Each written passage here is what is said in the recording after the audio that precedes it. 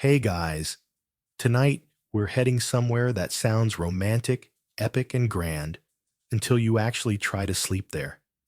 That's right, you're spending the night in a medieval castle. Towering walls, flickering torches, fur-lined cloaks, maybe even a lute playing faintly down the hall. Sounds dreamy, right? Except it's winter, and castles. They don't do cozy. You arrive just after sunset, your breath fogging in the air, your fingers numb, even inside your gloves. The snow outside crunches underfoot, and for a moment, you think this must be magical. But the second those heavy oak doors shut behind you, you realize something crucial. This place is colder inside than it is outside. You're standing in a great hall that's half stone, half icebox. The walls stretch high into darkness, dripping with moisture. The torches flicker bravely, but fail to warm even the air around them. Wind sneaks through gaps in the masonry like it's alive, curling around your ankles and up your spine. You shiver, then you shiver again. So before you get comfortable, take a moment to like the video and subscribe, but only if you genuinely enjoy what I do here. And tell me, where are you watching from? And what time is it in your part of the world? Now dim the lights, maybe turn on a fan for that soft background hum, and let's ease into tonight's journey together. You trudge through the castle halls, marveling at how every step echoes like you're being followed. Your boots clunk against the flagstones, cold as a corpse's grin. You try rubbing your hands together. No use. Your breath curls in front of your face, and every exhale just reminds you how quickly your body heat is abandoning ship. Your sleeping quarters are upstairs, which sounds like an improvement, until you realize that heat rises only when there's heat to begin with. Up the spiral staircase, you go each step narrower and more treacherous than the last. You imagine slipping and tumbling all the way down into some forgotten crypt. Very on brand for the Middle Ages, honestly. At last, your chamber. The door creaks open like it's auditioning for a haunted house. Inside, a room as big as your apartment, with all the warmth of a walk-in freezer. One tiny fireplace gapes on the far wall, already coughing smoke like it's dying of consumption. The fire is a few glowing coals. No logs in sight. You step in, and your boots skid slightly on the layer of frost clinging to the stones. The air is so still, it feels thick. You rub your arms, take off your gloves, and immediately regret it. The metal on the door latch was warmer than the air in here. You mutter to yourself. You laugh once, just to test if sound still works. And then you say out loud, "This is fine.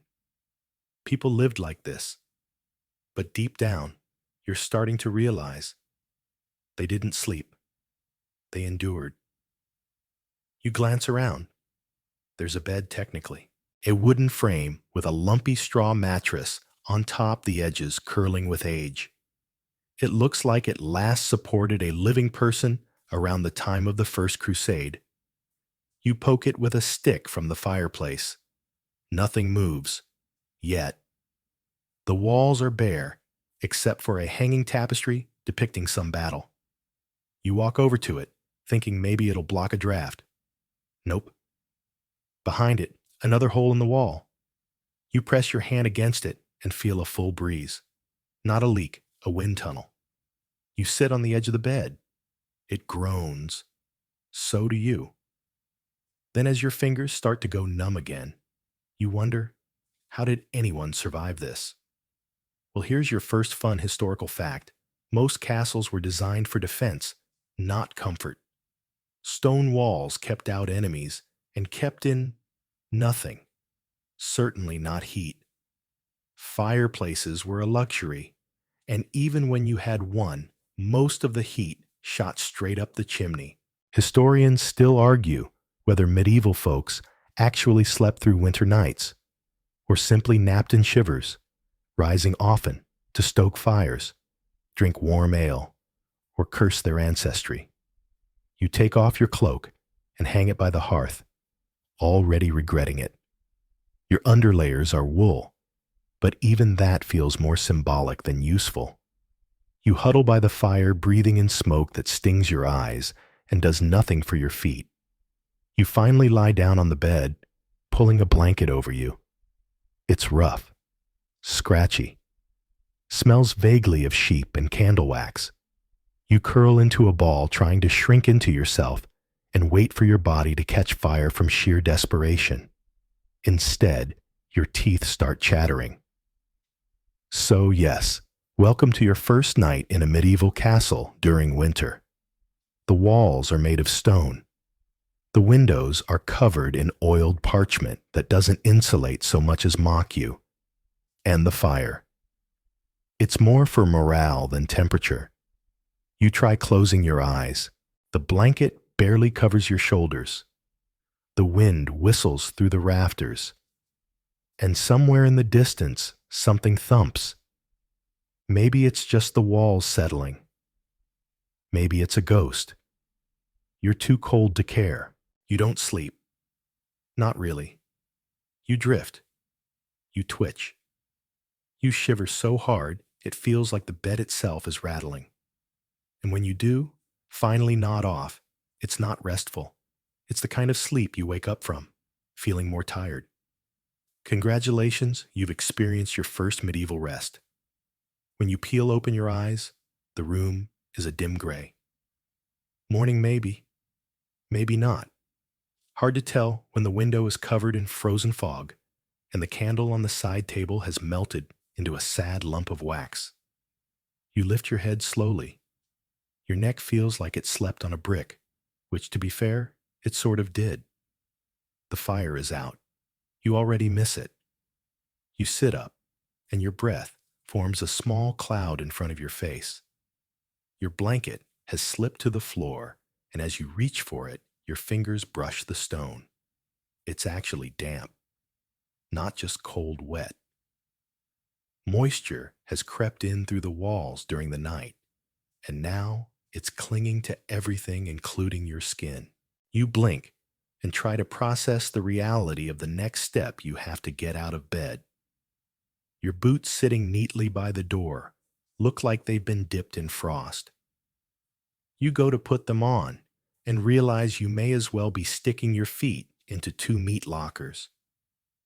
You hiss through your teeth as the icy leather tightens around your toes. The soles are stiff. There's no such thing as indoor slippers here. Just pain.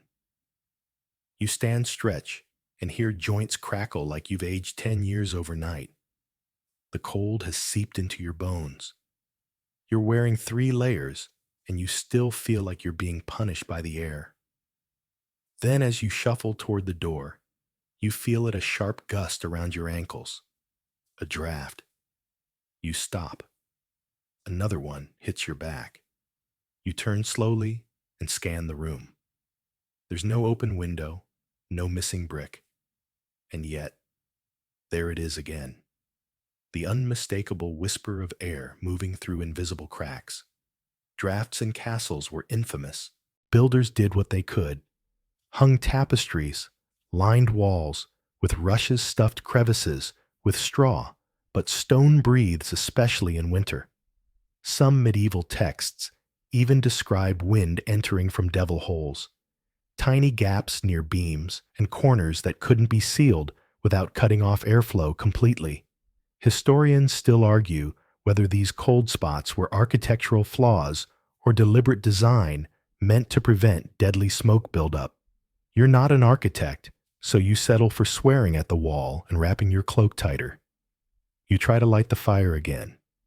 You bend over the hearth, huddling close as you strike flint. Sparks jump, but the tinder's damp. You try again, and again. Eventually, you get a tiny flame. It flickers like it's thinking about giving up. You feed it slivers of dry bark, a few twigs. You whisper encouragements. It sputters, smokes, and finally catches. You inch closer. The heat barely registers, but it's something. Then, just as your fingers begin to feel alive again, another gust creeps down the back of your neck. You jump. You spin around. The door is closed. The window hasn't moved. You start to laugh quietly, like someone going mad, in a polite and historically accurate way. This is the part where you realize you will never ever escape the drafts. They're like house spirits, mischievous, persistent, and possibly vengeful. You sit on the edge of the bed, pulling the blanket over your lap like a shawl, and think about modern insulation, drywall, windows with seals. You'd trade a royal title for a central heating system and a hot water bottle. But here you're left with animal skins, old wool, and the deeply questionable warmth of medieval mortar. You rise and walk the room like a detective. You place your palm near the walls. Here cold, there freezing. You crouch by the floorboards and feel where the wind is squeezing between planks. One spot is actually whistling. You try to plug it with the hem of your cloak. Doesn't help. You try stuffing a bit of straw from the mattress in the corner. It blows back out. You laugh again. In a last-ditch effort, you drag the side table over and wedge it in front of the most persistent gap. You sit behind it like a child in a snow fort. It's warmer. Barely. Your hands are stiff. Your ears ache. And somewhere in the castle a door slams. The wind answers. It's everywhere. It's in the beams above your head.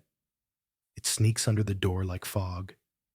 It even seems to come from inside the walls, as though the castle itself is exhaling. Slowly, icy breath against your cheeks. And still, you've only just started your day. You finally step into the hallway and instantly regret it. The draft in your room was annoying. This is like being slapped in the face with a frozen trout.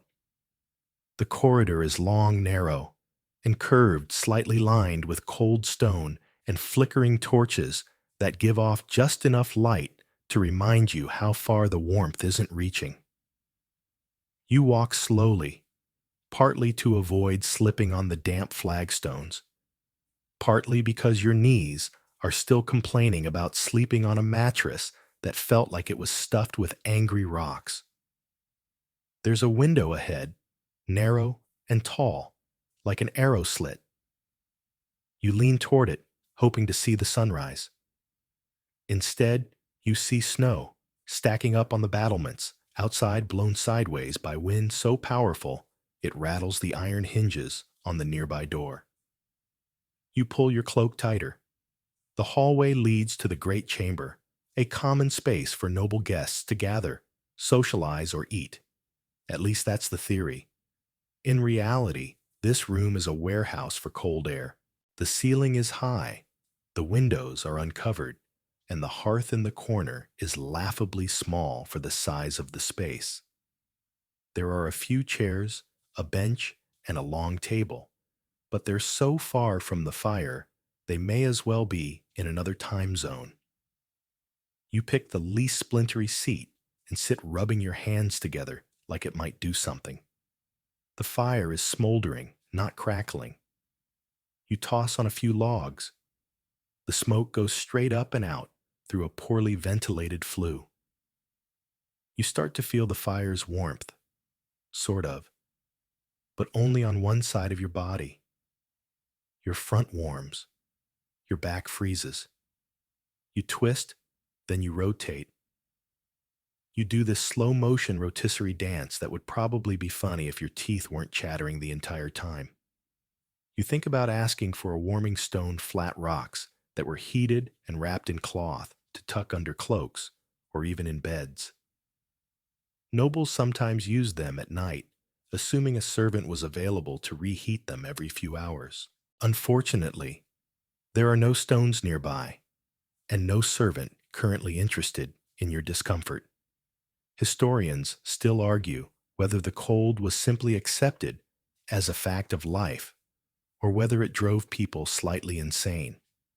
Based on your current mental state, you're leaning hard toward the slow madness theory. You walk around, hoping movement will help. You pass a tapestry stiff with frost on one corner. You tug it back and find a full breeze whistling through the stonework behind it. You let it fall again. The draft stays. You spot a cat curled in a corner near the fire doing a much better job surviving winter than you are. It opens one eye, then closes it again, clearly unimpressed with your presence. You glance at your chair. Still cold. Still uninviting. So you start pacing. And with each step, you discover that medieval castle floors are a patchwork of microclimates. Step here, slightly damp. Step there, actively icy. Step again. Oh, hello, puddle. Your boots squish slightly, which feels wrong on a stone floor. Eventually, you admit defeat and sit back down near the hearth. You stretch your feet toward the flame, lean your elbows on your knees, and let your head droop. Your body begins to relax, then crack. You bolt upright. A sound echoes through the chamber like a whip. Your heart is pounding. You turn toward the source. It's just a log splitting in the fire. You laugh nervously. Then you notice something worse. The fire just puffs smoke directly into the room. You cough. Your eyes sting. The chimney's decided it's too cold to work today, and suddenly your warm refuge is now a smoky, smoldering death trap. You push open a narrow vent in the wall, hoping to let some of the smoke out. Of course, all that does is invite more cold in. You now have the unique experience of feeling both frozen and suffocated at the same time.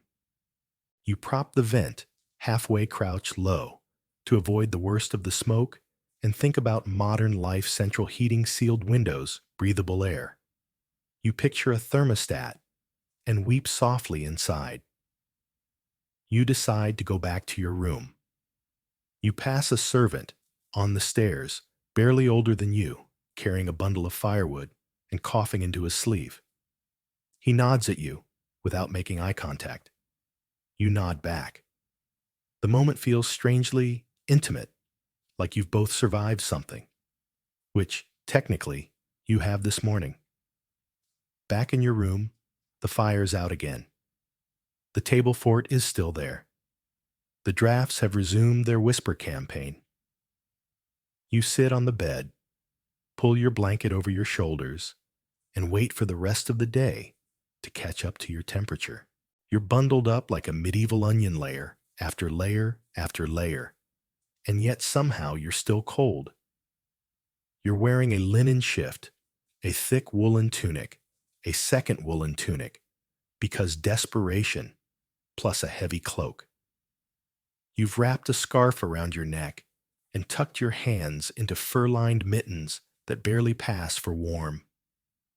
The result? You look like you're dressed to survive a snowstorm, inside your own room. You pace slowly, partly to warm your feet, mostly to delay the inevitable crawling back into that straw-stuffed bed that smells like regret and rodent memories. But eventually, you give in. You lift the blanket and hesitate. Yes, it's still cold under there. You climb in. The mattress crackles slightly, not from movement, but from ice crystals in the straw. You wiggle into the most central position possible, tucking your cloak under your sides like a desperate burrito. The goal is simple. Conserve body heat. Do not die. Here's the fun part. Medieval people knew it was cold. They weren't in denial. In fact, they often layered to absurd degrees. Nobles would sleep in full cloaks with 2 or 3 layers of stockings and sometimes even hats. Yes, sleeping in a hat wasn't just a Victorian thing, it goes way back. And here's your quirky fact of the evening. There were actual bed socks made from fur, or lined with straw, meant exclusively for sleeping. The irony, of course, is that once you put them on, they'd likely be damp by morning, from sweat or melting frost, depending on the wind. You lie perfectly still, afraid that moving might invite a new draft to discover you. The tapestry across the room sways faintly. You could swear it has a personality now. You close your eyes. You open them again immediately. Your toes feel like they've been excommunicated from the rest of your body. You try rubbing your feet together, no luck. You sit up, dig into the foot of the bed, and pull out a warm brick you tucked in there hours ago. It's now room temperature, which is to say, miserable. You wrap it back in cloth and shove it under your armpits instead. You lie back. This time, you fall into a sort of suspended consciousness where you're not awake, but you're not really asleep either. You're just surviving. Time doesn't exist, only cold. Eventually, movement wakes you. There's a rustle. You sit up, heart thudding. Something shifts near your feet. You wait. You listen. You rustle the blanket just a bit, and a mouse darts out, offended by your hospitality. It skitters across the floor and vanishes under a crack in the baseboard. You stare at the space it disappeared into. You consider whether inviting it back might help you stay warm. You lie down again. You say a little prayer, half religious, half passive-aggressive. Dear warm things, please come back. Somewhere far below the castle creaks. The walls moan. It sounds suspiciously like someone whispering in Latin. You pull the blanket higher. The funny thing is, this is normal. Sleeping in the cold was so expected that people developed all kinds of clever coping strategies. Nightcaps weren't just fashionable, they helped prevent heat loss. Beds often had thick wooden canopies and heavy curtains that helped trap body heat. If you were lucky enough to share the bed with someone, all the better. If not, you just curled into the smallest shape possible and hoped your nose wouldn't freeze off before dawn. Historians still argue whether castle dwellers truly acclimated to these temperatures or whether they were just grumpy and frostbitten all the time. You know where you stand solidly on the side of grumpy. The blanket slips. You haul it back.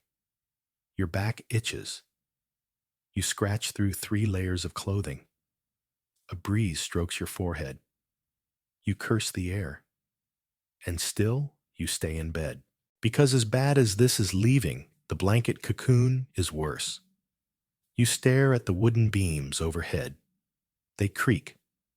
A spider drops down, dangles, and slowly climbs back up. Even the wildlife is cold. You curl tighter and start counting ceiling stones. You make it to 11 before your mind wanders. To firewood. To soup. To a thick pair of knitted socks that only exist in modern dreams. You consider burning your cloak for warmth. You don't. But you consider it. Then just as you're drifting into something that might be sleep, there's a howl. Not inside. Outside. A long bone-rattling wolf cry, echoing across the hills. You sit up. The tapestry flaps. Another gust snakes across the floor. And somewhere beneath all that, you hear the faintest squeak. The mouse, perhaps. Maybe he's cold too. You stay in bed longer than you meant to, not because you're sleeping, but because you've negotiated a tense peace treaty with the cold. You're just warm enough to function, just miserable enough to want to cry. And you know, the moment you move, everything will unravel. But eventually, your bladder wins the debate. You sit up, and the cold rushes in like a wave. Your breath fogs again. Your hands go numb before you even reach the floor. You stare at the chamber pot. It's over there. You're here. The chamber pot is not just a piece of historical trivia, it's a necessary evil, especially in winter. Getting out of bed to relieve yourself in a freezing hallway, or worse, an outhouse, is basically an act of medieval self-harm.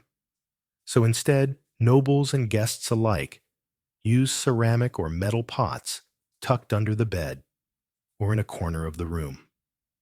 Yours is metal, and when you pick it up, it feels like you're touching an iron icicle. You wince, mutter several unprintable things, and do what must be done with as much dignity as can be managed while freezing and half asleep. You try not to think about where this will go later. Spoiler, somewhere outside, probably flung into the moat by a reluctant servant. Sanitation was more of a vibe than a system. Historians still argue whether nobles actually used chamber pots themselves or left it to their attendants. Based on the current temperature, you're fairly certain anyone without a servant simply suffered in silence or developed bladders of steel. You set the pot aside, tug your cloak tighter, and shuffle to the window to check the weather. Bad idea. The second you peel back the oiled parchment covering, a blast of snow-laced wind punches you in the face. You squeal like a haunted kettle and slam it shut again. The frost has crept inside delicate ferns of ice branching along the wooden frame, as if the cold is sending decorative hate mail. You stand there for a moment, just breathing through the shock, wondering if you've officially lost feeling in your left ear. Then you hear a noise in the hallway, boots on stone, slow and deliberate. Your heart skips. You wait. The footsteps pass. Just a night watchman making rounds. Still, it reminds you that in a castle, you're never truly alone. Guards, servants, pages, they're all moving in the background, checking locks, stoking fires, or searching for drafts with curses and armfuls of straw. You pull the blanket from your bed and wrap it around your shoulders like a burrito of survival. Then you sit by the cold hearth again, glaring into its empty mouth like it owes you money. You consider lighting another fire, but the wood is gone. You burned the last of it yesterday. Someone was supposed to bring more. Someone didn't. This isn't surprising. Winter in a medieval castle wasn't just physically brutal. It was logistically exhausting. Servants were responsible for hauling firewood up steep, slippery stairs to every noble room, maintaining dozens of fires that refused to cooperate. Ash had to be cleaned, chimneys poked, smoke flues adjusted.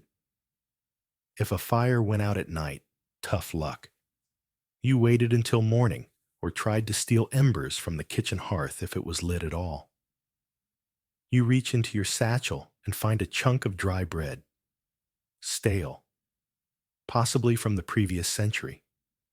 You gnaw on it while staring out the frost-covered window. Outside, a hawk glides by, completely unbothered by the snowstorm below. Must be nice. Then a muffled knock. You shuffle to the door, open it a crack. It's a maid, no older than 14. Her hands are red with cold, her nose dripping. She silently hands you a small bundle of fresh kindling and nods. You almost cry. You thank her. She disappears like a ghost. You rebuild the fire, slowly, flint straw patience. This time, the flame catches quickly. A blessing. The kindling crackles to life, filling the hearth with golden promise. You sit as close as you dare, letting the warmth soak into your boots. The smoke drifts upward, this time well-behaved. You exhale. Progress. You unwrap the blanket a little. Your hands are still stiff, but at least they're yours again. You stretch your feet toward the flame, hoping to dry your damp socks. One slips off. You debate chasing it. You don't. Instead, you lean back and close your eyes, letting the fire do its work.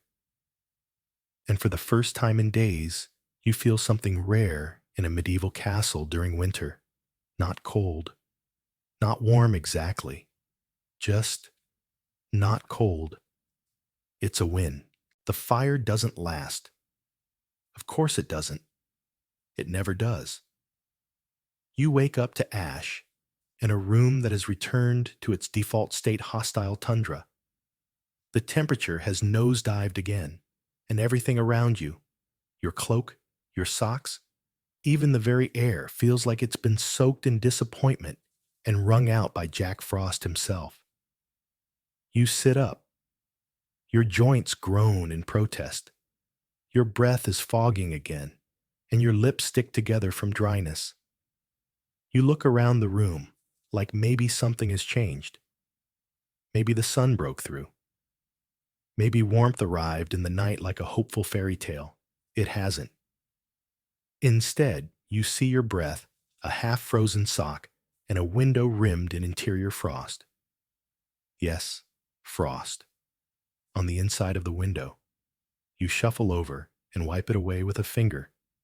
It squeaks, like a scream.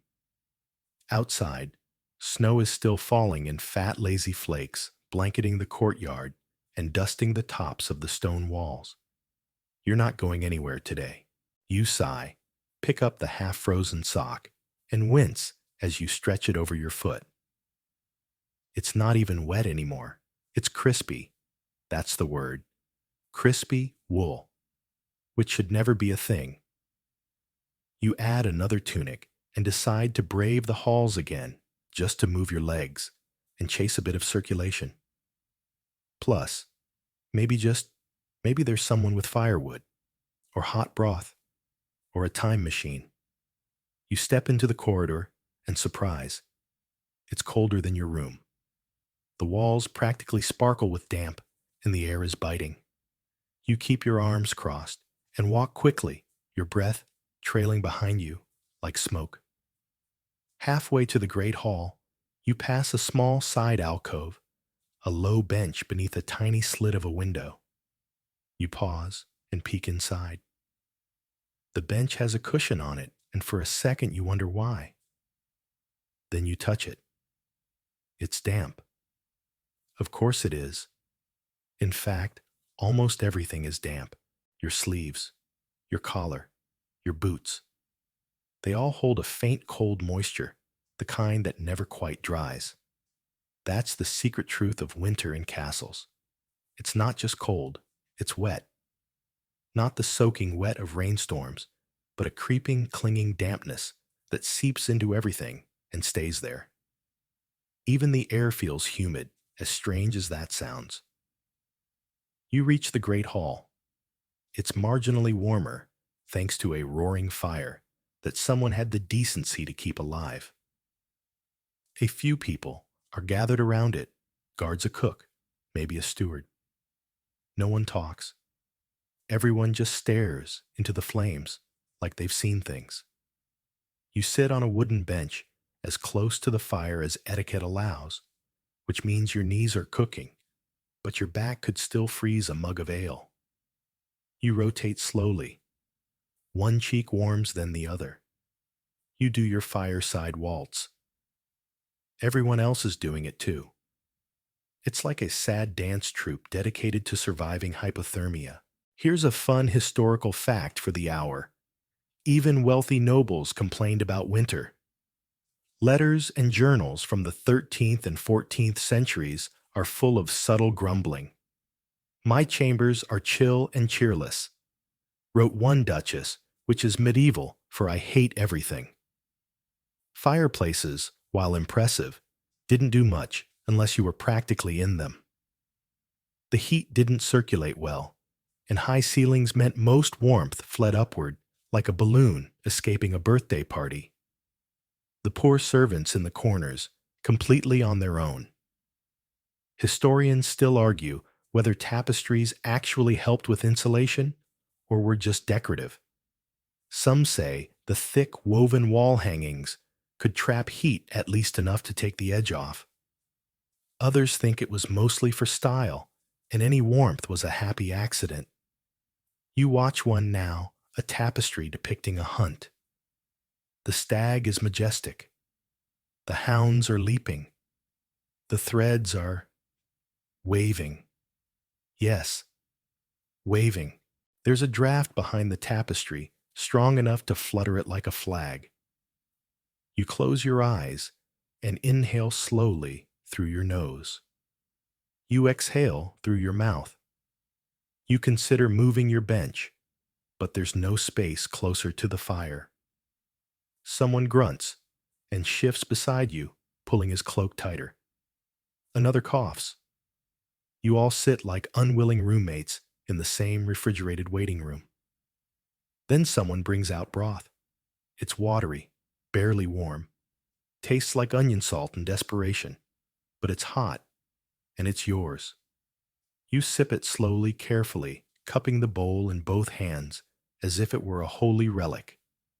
You feel warmth crawl down your throat and settle briefly in your belly.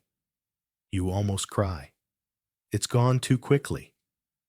Still, for a fleeting moment, you feel human again. You sit in silence with the others, sharing nothing but smoke and proximity.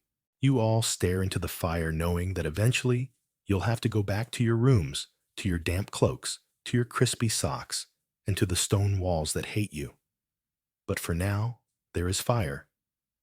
For now, you're not cold. For now, you leave the fire reluctantly, like parting from a friend who lent you money and never asked for it back. Your knees crack as you stand, and your skin already misses the heat. But the fire is crowded, and the mood is shifting into awkward coughs and shifting glances that say, "You've been here long enough." So you head back toward your room, dragging your feet as if slowness might delay the return to misery. The corridor greets you with its usual ambush of cold, like it was waiting behind the door with a bucket of ice air just for you. You groan, pull your cloak tighter, and mutter something unrepeatable about medieval architecture. Halfway there, something odd happens. You feel warmer. Not warm, not comfortable, but slightly less awful. You pause, touch the stone wall, still icy. Touch your cheek, still numb. So where's this sudden improvement coming from? Then you realize your body has simply stopped resisting. Yes, you're now cold to the core, but no longer shocked by it. Your skin has given up on sending emergency signals. Your brain has accepted the frost. You've passed into the it's fine stage of medieval survival. This is where people start saying things like, "It's not that bad." It is, though. You arrive at your room. Inside, more gray light, more silence, and one defeated mattress with a mouse hole at the base. Your boots make a clunk sound as they hit the floor. You lie on the bed not to sleep, but just to stop moving.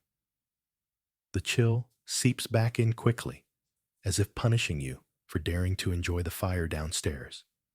You stare up at the ceiling, watching dust drift lazily through a shaft of light. You think about castles, their grandeur, their elegance, the legends surrounding them. Kings, queens, battles, feasts. No one ever talks about the cold. Here's your historical tidbit. Many castles had no centralized heating at all. Fires were set room by room, usually only in occupied chambers. And even then, they weren't expected to heat the room, just provide a radius of survival around the hearth. Some rooms had braziers, metal bowls filled with glowing coals, but these had to be carefully managed or risk poisoning the occupants with smoke. The wealthy might have foot warmers or heated bricks, but even these were luxury items. Most people relied on layering, huddling, and sheer stubbornness. You roll onto your side and glance at the wall. A spider is methodically building a web between the curtain rod and the stone. You watch it for a while. It seems unbothered by the weather. Maybe it knows something you don't. Maybe it just doesn't have any nerve endings. A breeze sneaks under the door again. You cover your ears with the blanket, and then it begins the creaking. Medieval castles are always creaking. The beams groan. The stones shift. The doors settle into themselves with dramatic little thumps and sighs.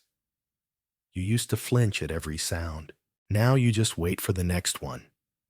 You wonder what it was like for the original inhabitants. Did they sleep better than you? Worse, were they simply colder, hardier, less whiny? Historians still argue whether medieval people were actually better adapted to the cold, or if they just complained less in writing.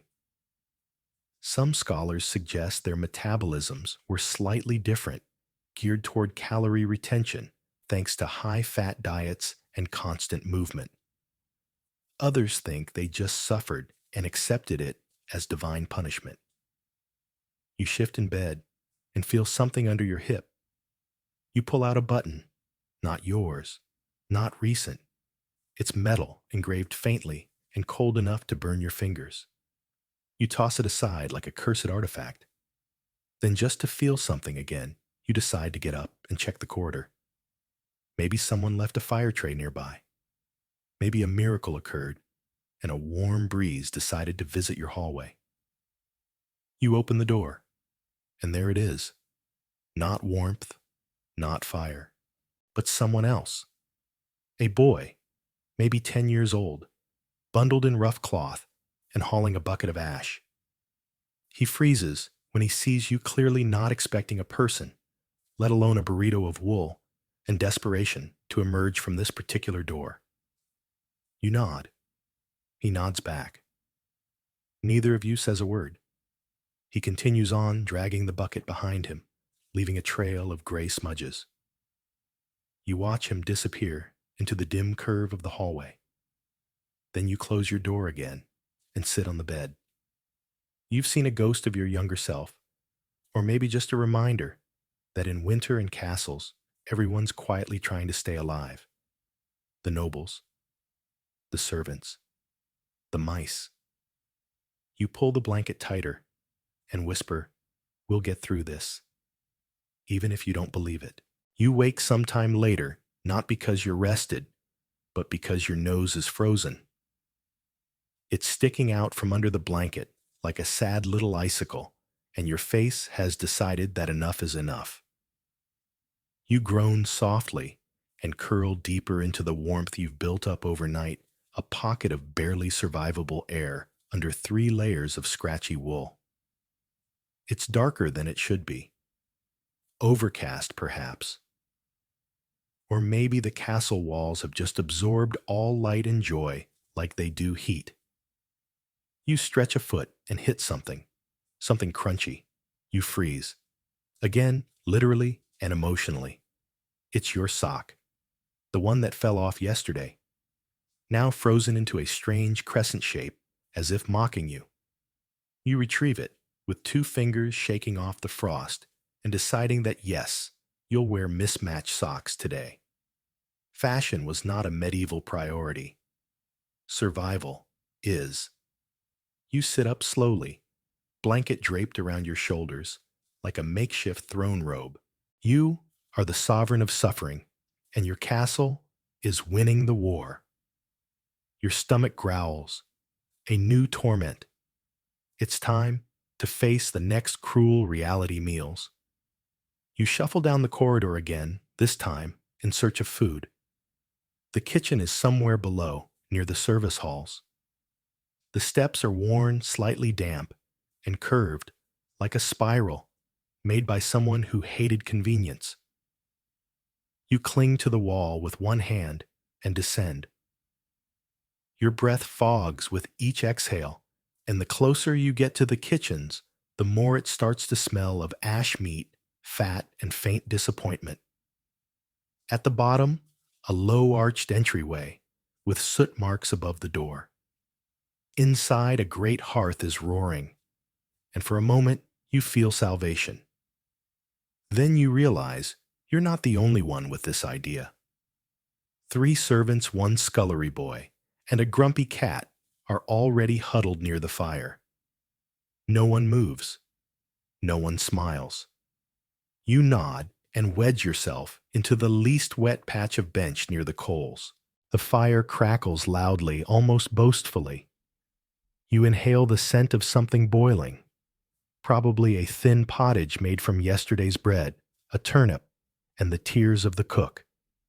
Here's your historical fact. Meals in winter were functional.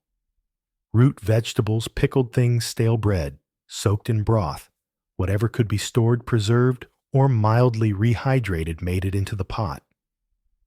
Fresh meat was rare, unless someone had recently died, and dairy often froze solid unless kept by the hearth. One fringe remedy even suggested drinking hot beer with mustard seeds to fight off the chill. You hope you never get that cold. You're handed a wooden bowl. Inside pottage as predicted. You blow on its sip and feel instant warmth flood your chest. It's barely food, but it's hot. And right now, that's a luxury. You eat slowly, savoring the texture, chunky, salty, mysterious. Could be parsnip. Could be onion. Could be rat. You're too hungry to care. You glance around the kitchen.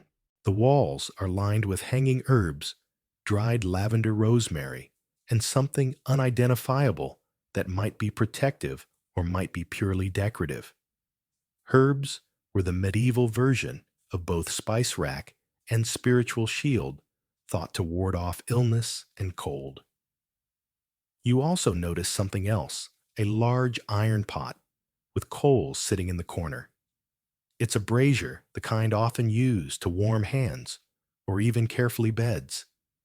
You make a mental note to ask for one later, even though you know the answer will probably be no. You finish your meal and return the bowl. The cook barely looks at you, focused on coaxing warmth from a log that refuses to cooperate. You step back into the corridor. The fire's glow disappears behind you like a receding memory. Your cloak doesn't quite dry. Your boots squelch slightly. But at least you're full now. On your way up the stairs, you pass an open window. It's small, high up, meant for air. But it's fully open. You stop. You stare at it like it owes you an explanation. Who left it open? Why are they trying to summon a polar vortex directly into the stairwell? You close it. Your fingers go instantly numb from touching the iron latch. You breathe on them and curse softly. Back in your room, the fire is out again. Surprise. The blanket is cold again. The bed has not improved. But you have food in your belly, and you manage not to fall down the stairs. So by medieval standards, it's basically a banner day. You sit on the bed, unwrap your cloak, and rub your hands together. The cold is back. It never really left.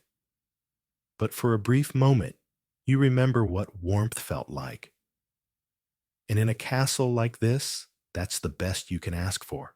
You lie on your bed, hands tucked into your sleeves, blanket pulled to your chin, trying to recall if your toes still exist. You can't feel them, which isn't exactly reassuring. Then you hear it again. Creak. Followed by a subtle scritch-scratch like claws on stone, or maybe little feet pattering across your floorboards.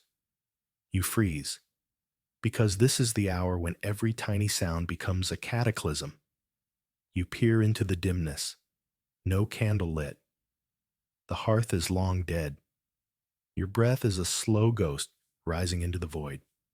You listen. Creak. Scritch. Tap. Tap. Tap. Not exactly footsteps, but not footsteps either. You sit up slowly, spine stiff and protesting. You pull the blanket around your shoulders like a nervous burrito and tiptoe across the room to the door. You press your ear to the wood. Nothing. Then a whisper of air around your feet. Of course, the draft. You exhale, not relief. Just confirmation that yes, once again, you're being psychologically harassed by a very cold breeze masquerading as a medieval poltergeist. You return to the bed now, just slightly more awake than before, and curl up again. But the noises continue. A few soft clinks, maybe roof tiles shifting under snow, or rats, or wind rolling something unidentifiable down a hallway designed to echo every sound into a haunted opera. Here's a lovely historical reminder: medieval castles were never quiet. They groaned, snapped, and whispered constantly.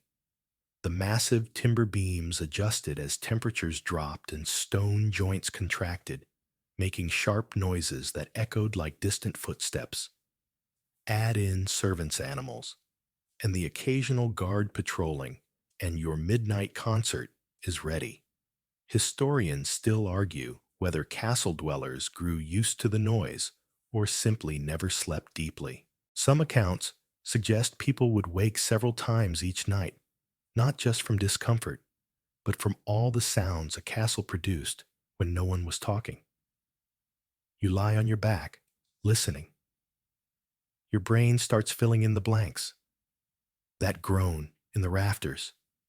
Obviously, a ghost. That scraping behind the wall. Definitely a rat dragging something it shouldn't. That clatter from the corridor, just a night drop in his dignity. You try to dismiss it. You whisper to yourself, "It's just the cold. It's just the cold." Like a mantra or a last prayer. But there's no denying it. This castle sounds alive. And not in a cozy, magical way. In a mildly possessed, constantly creaking, are those bones or sticks kind of way. You sit up again this time, lighting a candle. The flicker barely pushes back the gloom. But at least now, shadows move because of light, not because of something else. You walk slowly around the room, candle in one hand, blanket dragging behind you like a very dramatic cape. You check corners, peek under the table, stare at the tapestry long enough to make yourself uncomfortable. And then you hear it again. Thump. Lower. Fainter. From the floor below. Could be firewood being chopped. Could be boots on stairs. Could be a minor demon looking for new accommodations. You decide not to find out. You return to the bed, blow out the candle, and lie back down. The noises persist, but you try to make peace with them. You name the sounds as they come. That squeak is Gertrude. That creak is Reginald. That weird metal clang, awful timing. If you can laugh at it, you can survive it. Eventually, your mind starts to dull again. The edge of anxiety softens. You grow used to the rhythm, the castle's own midnight symphony of moans, taps, gusts, and mice. You even smile once when a distant clunk reminds you of a falling helmet. Still, your heart races when a final thump echoes loud, direct, and just outside your door. You don't move. You don't breathe. You wait. Silence. Then, just to be sure, you whisper, "If you're a ghost, please wait until morning. I'm very tired." Nothing answers, which is either good news or very bad news. You pull the blanket higher and slowly drift off again, rocked not by peace, but by sheer exhaustion, and a small, reluctant trust in the idea that creaking walls aren't always an omen. Sometimes they're just cold. You wake up warm, or rather less frozen, which after nearly 10 nights of medieval hypothermia might as well count as a spa treatment. But there's a catch. You're not alone. You open your eyes to a face. Not an unfamiliar face, thankfully. Just a cousin. Or maybe a visiting noble's page. You're not sure. But he's snoring softly, curled like a burrito in your bed, sharing your once exclusive pile of wool and misery. You blink. Then you notice something else. More limbs. There's someone else on the other side of you. and a third person's foot poking out near the base of the bed. It takes a moment for your half-conscious brain to catch up. But then you remember bed sharing. A very real, very common practice in castles, especially during winter. Firewood was limited and heat was precious. The solution: pile everyone into a single bed like human insulation. Nobles did it. Servants did it. Even royalty occasionally shared sleeping quarters with family advisors or their favorite pet goose. You try to shift quietly. You're wedged between two breathing furnaces. Someone's cloak is over your legs. You can't feel your right arm, and someone's hair is tickling your ear. Still, you have to admit, it's the warmest you've been all week. Of course, warmth comes with a price. One of your new roommates snores like a blacksmith at full bellows, and another keeps mumbling in his sleep about buttons and eggs. You don't ask. Also, someone has very cold feet. You know this, because they've pressed them against your thigh. You consider kicking them gently. But remember that in this era, body heat is currency. Better to tolerate the foot than risk an icy solo night. You shift sigh and stare up at the ceiling. It creaks again. You smile. The usual company. Then someone rolls over and steals half the blanket. You reach blindly and yank it back with all the dignity of a knight defending his honor. Blanket diplomacy begins and continues all night. Here's your historical fact. For the day, sleeping alone wasn't the norm in medieval times, not in castles, and definitely not in winter. Sharing beds was practical, not scandalous. Privacy was rare. Even in noble households, bedrooms often doubled as gathering spaces or work areas, and if the fire was out, beds became survival bunkers. Historians still argue whether this proximity created stronger familial bonds or just stronger resentment. There are written records of bed companions getting into fights over blanket-hogging snoring or simply having bad breath. Speaking of which, one of your companions just exhaled directly into your face. You silently vow to offer them a clove tomorrow, or possibly banishment. You shift again and catch a brief moment of peace. 3 bodies arranged like awkward puzzle pieces, half draped in wool, with only a few toes exposed to the frigid air. It's not ideal, but it's something. And then someone coughs.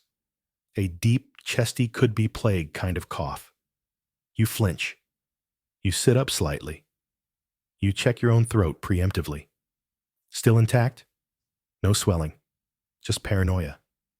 The cough fades. The culprit rolls over and begins murmuring something about sausages. You lie back down. Close your eyes. The cold hasn't gone. It's simply been outnumbered. And that's the great irony of sleeping in a castle during winter. Despite all the stone and status and legend, your greatest defense is other people. Their breath, their bodies, their blankets. It's not romantic. It's not elegant. It's crowded and a bit smelly. But you're warmer now than you've been in days. You surrender to it, to the smells of damp wool and mystery feet, to the snores the blanket tugs, and the quiet hum of communal survival. Somewhere in the castle, a fire pops. Someone's probably up already stirring ash-stoking coals, preparing the next meal of gray pottage. But that's not your problem. Not yet. Right now, it's just you and the human furnace on either side. No more cold stone against your back. No more icy draft biting at your ankles. Just heat. Hard-earned. Slightly gross, but real. You smile into the darkness and drift off again, sharing your breath with strangers like a true medieval resident. You awaken to smoke. Not thick, panic-inducing smoke, but the kind that clings to wool, hangs in the air like guilt, and makes your nose wrinkle before your eyes even open. The fire's out again. But the scent lingers, charcoal-scorched bread, and the lingering musk of wet wool, cooked slowly overnight. You sit up cautiously, careful not to disturb your now snoring bunkmates. One has an arm draped across your knee. The other is curled into a ball, muttering something about spoons. You extract yourself like a medieval contortionist and tiptoe across the stone floor. Every footstep feels like stepping on a slightly damp tomb. The hearth is blackened. No embers remain. You crouch in front of it, hoping there's life left. You blow gently.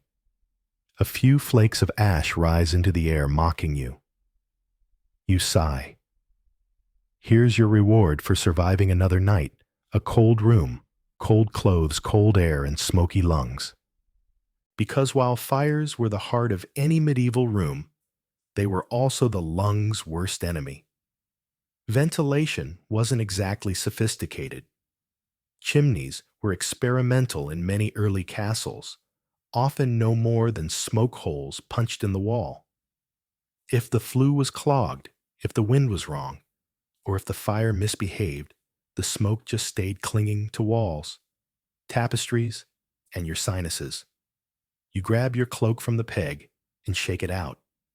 It smells like 3 types of wood, 2 types of sweat, and a generous helping of ash. You put it on anyway. You move toward the door and swing it open slowly. The corridor smells the same smoke-wet stone in history. Your throat scratches with every breath. Your eyes sting slightly. You sniff. You cough once.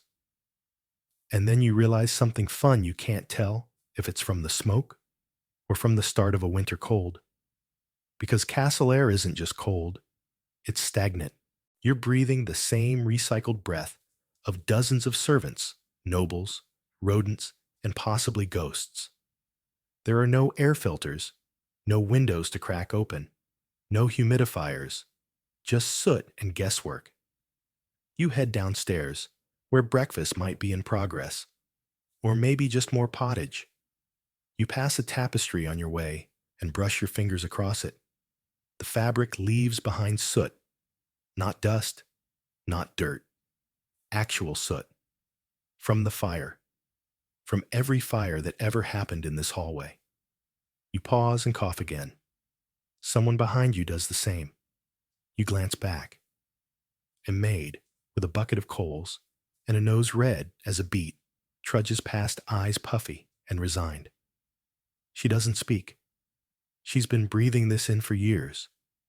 You reach the kitchen. The hearth is lit. It's warmer here, but the smoke is trapped low, curling in hazy spirals. The window, flue hasn't been opened yet, probably frozen shut again. You sit on a bench and wait. Your eyes water gently. Someone hands you a bowl, not pottage this time, something lumpy. You poke it with a spoon. It jiggles. It smells vaguely like turnip and regret. You eat it anyway.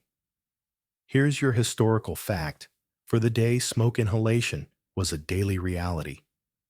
There's no evidence medieval people had effective remedies for it, though some believed burning rosemary or vinegar in the hearth would purify the air. Others tried hanging dried orange peels near vents, more for scent than science. Some fringe accounts even suggest medieval folks stuffed herbs into their noses to filter bad air. That sounds ridiculous until you realize you'd probably try it too. Right now, just to breathe without coughing. Historians still debate whether long-term lung issues were common among castle dwellers.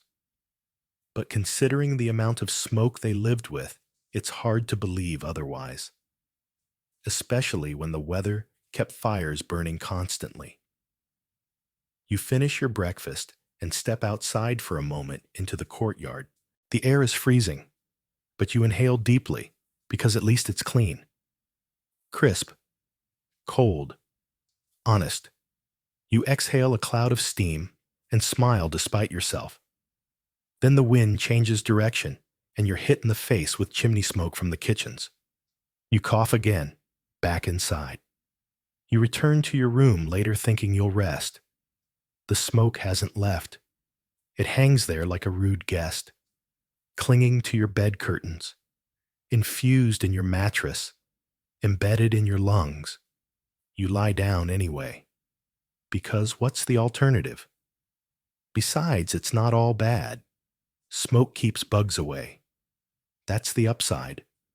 Or maybe that's what you tell yourself to feel better about the fact that you're slowly marinating in soot. You close your eyes. The room smells like survival and smoldering wool. And somehow, that's enough. You wake up sniffing. Not like a dramatic single tear down the cheek sniffle. More like a confused instinctive inhale that tells your brain something in here is off. It's the smell. You're used to the smoke by now. That earthy, damp charcoal scent is part of your bloodstream. But this morning it's deeper, thicker. You sit up slowly, blanket wrapped around your shoulders like a damp tortilla. You take another cautious breath through your nose. Yes, there it is. A rich cocktail of mold, old meat, sour wool, stale ale, and possibly something dead. You sniff your sleeve. Not great. Sniff the corner of your mattress. Absolutely not. Sniff the air again. Ah, there it is. Medieval castle winter musk. You can't quite tell where it's coming from, but you can tell it's now in your hair, your skin, your dreams. It's a scent that feels like it has intentions. You swing your legs off the bed and immediately regret it. The floor is wet. Not puddle wet, just enough dampness to raise questions. Was it the wall? The ceiling? A ghost with a sponge? You shuffle across the stone and peek behind your tapestry. A patch of wall is fuzzy. Fuzzy. Like a loaf of bread gone existential. You touch it with one finger. Yes, that's mold. You wipe your hand on your tunic and try not to think about it too hard. The truth is, everything smells in this castle. You've just been nose blind for days. The bed smells like body heat and anxious dreams. The hearth smells like burned stew. The chamber pot is, well, the chamber pot. And even your beloved cloak now has undertones of fermented sheep. You sigh and open the door for a breath of fresh air. Big mistake. The hallway is worse. Damp rushes line the floor, once meant to soak up messes, now soggy and fragrant. Someone's dumped vinegar somewhere either to clean or ward off evil. Possibly both. You can smell the stone sweating. Yes, stone can sweat, and when it does, it smells like centuries of memories you wish you didn't have. Here's your daily historical truth. Bomb castles weren't fragrant in winter. The cold didn't stop smells, it just changed their tone. People bathed, less animals, moved indoors, and mold ran wild on every soft surface. To freshen the air, nobles would scatter herbs or dried flowers on the floor. Lavender, mint, rosemary, marjoram, creating a sweet-smelling mat that was trampled into a paste by spring. Historians still argue whether this actually masked odors or just mingled into a bouquet of wet flower decay. You walk toward the great hall, following your nose like a detective. It leads you past the kitchens, where someone is boiling onions and cabbage into what can only be described as weaponized soup. You detour. You're not emotionally ready for that scent journey. Instead, you make for the chapel. Fewer bodies, more candles, inside peace, a quiet echo, a hint of beeswax. You sit on a bench and inhale deeply. Finally, a smell that doesn't make your soul wilt. Beeswax, cold stone, dry incense. The chapel is one of the only places where mold fears to tread. Maybe the prayers help. Maybe it's the high ceilings. You stay for a while, letting your lungs remember how to behave. Then a priest walks in, says nothing, but lights a fresh incense cone. It smells like pine resin and frankincense. You nearly cry. You return to your room with a new sense of smell awareness. And now it's worse.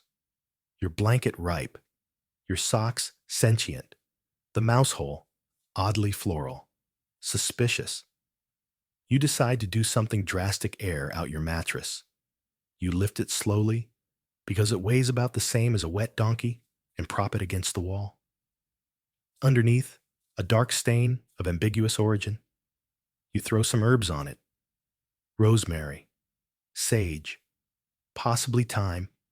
You don't know. You just keep throwing. Then you fling open your window. Whoosh! A gust of icy wind slaps you, scattering your herbs and nearly knocking over your candle. You scream. The mattress falls. It smells worse now. You give up. You collapse onto your chair, rub your temples, and accept that in winter, in a medieval castle, clean and fresh are not real categories. They're aspirations. You curl up under your cloak, trying to identify each individual odor like a very sad sommelier. Damp hay, smoked leather, garlic ghost, burnt fish. Eventually, your nose goes numb. Your brain fogs over. You exhale, and sleep takes you quietly in the stink. When you next open your eyes, it's darker than it should be. Not nighttime dark winter afternoon, dark that special kind of dim that makes you question if the sun ever really existed or if it was just something the minstrels made up to give people hope. You sit up slowly. Your head feels stuffy, your throat scratchy, and your mood somewhere between annoyed monk and feral squirrel who lost its acorns. You pull the blanket tighter around your shoulders and give your mattress a quick glare, as if to say, "You did nothing for me." Then you glance at the window, still frosted, still leaking air, like a disgruntled ghost. You sigh, reach for your boots, and tug them on. They're damp. Again. Always. You wiggle your toes and feel the gentle squish of lingering cold. Then you pause. You hear laughter, muffled, distant, but unmistakable. You lean closer to the door, curious. It's not an everyday sound around here. In fact, it's rare enough that you stand up and follow it like it's the last cheerful breadcrumb on earth. Down the corridor across the landing, and past a draft that feels personally targeted at your ankles, you arrive at a narrow staircase leading down to the servants' quarters. You hesitate, then descend, and suddenly you get it. It's warmer here, not cozy warm, but warmer. You feel the difference immediately. The air is denser, smells like sweat and yeast, and drying laundry not ideal, but a welcome break from smoke and mold. You peek into the hearth room. There's a group of people gathered around a low fire. 2 women are mending clothes. A boy is peeling root vegetables. An older man is playing something like a flute made of bone or wood. Someone chuckles. They don't see you at first, and you realize they're not cold, not like you are, not the same kind of cold. Their walls aren't stone, they're wattle and daub, simple and humble, but far better insulated. They don't have high ceilings, bleeding heat into the rafters. Their fire is close, and their bodies are closer. You take a step back, suddenly unsure of your place. Here's the irony and your historical lesson of the day: nobles often suffered more in winter. Their majestic rooms were larger, their ceilings higher, their walls more impressive and more impossible to heat. Meanwhile, peasants and lower servants often fared better: smaller rooms, low ceilings, and simple fireplaces kept the warmth in. Historians still argue whether this meant the lower classes actually enjoyed better rest during cold seasons. But in moments like this, The evidence is steaming in your face. You head back upstairs, slower now, thinking. You reach your room and push the door open. The air hits you like a slap-cold gray and vaguely sarcastic. You light a candle. Sit. Look around. So much grandeur. So little warmth. The heavy drapes. The decorative beams. The four-poster bed you now know is a box of frozen misery. You rise, throw your cloak over your shoulders, and decide to try something radical. Move your bedding. You drag the blanket and one of the straw mattresses into the small antechamber next to your room. It's cramped, low-ceilinged, with a single shuttered window and no fireplace. But it's also noticeably less drafty. You shove a bench against the door, prop a cushion against the crack in the floor, and curl up in your new nest. Is it elegant? No. Is it medieval survival genius? Absolutely. You warm up faster. The air doesn't move like it has somewhere better to be. You can still hear the castle creaking, but it's muted now. You pull the blanket over your ears, smile and feel, if not content, then proud. You found the warmest corner in a noble stone refrigerator, and it's yours. You doze lightly, interrupted only once when your own sneeze startles you awake. Because yes, you're now officially getting sick, but at least you'll shiver through it with slightly less architectural betrayal. And as you drift back towards sleep, you think of the peasants down below, chuckling by their fire wrapped in homespun and wisdom. You don't envy them. Much. You sneeze again. It's not dainty. It's not polite. It's a full-body, soul-exiting blast that echoes off the stone like a tiny explosion of despair. You wipe your nose with what might have once been a clean cloth and sigh. There it is, the moment you've been dreading. Since your second shiver, you're officially sick. Your throat feels raw, your head is heavy, and your eyes sting. You're not dying, but you're unwell in the exact way that makes the cold worse, and the cold was already unbearable. You shift in your makeshift nest in the antechamber. The mattress crackles when you move. The blanket has grown stiff at the corners, but you don't dare go back to your grand bedchamber. Not after discovering that tiny rooms, humble as they are, trap heat better than royalty. You sit up slowly and scratch at your shoulder. It itches. And your elbow, and your neck. You stop, you blink, you scratch again. Then you pull the blanket back and look down. Bites. Tiny red, itchy bites. You groan and flop back into the mattress. Of course this would happen. Because what's a medieval winter without insects seeking heat and using your body as their Airbnb? You have bed bugs, or lice, or fleas, or all three. Pick a parasite, any parasite. They've moved in, formed a community, and possibly elected a mayor. You scratch harder, knowing full well it won't help. Your skin crawls. Your soul follows. Here's your historical reality check. Castle floors were alive. Not metaphorically, literally. Insects, rodents, mites. They all thrived in the layers of straw used as bedding insulation and rushes on the floor. And during the winter, when warmth was rare, they followed the heat straight to humans. Nobles used perfumed powders, fragrant oils, and even herb-filled sachets sewn into clothes to fight back. But if you were warm, and especially if you were unwell, the little critters considered you a five-star resort.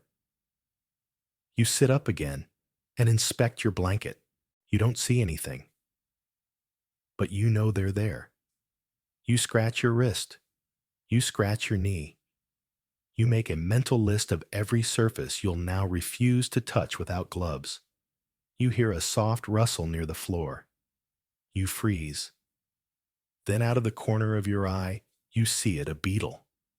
slowly trekking across the stone antennae, flicking like it's inspecting its real estate options. You whisper to it, "You can have the mattress. I'm done." You grab your cloak, step outside your little nook, and look around for a new sleeping arrangement. This will now be your fourth location in as many days.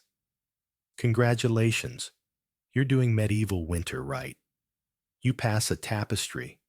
You consider sleeping behind it, but then you remember the mold.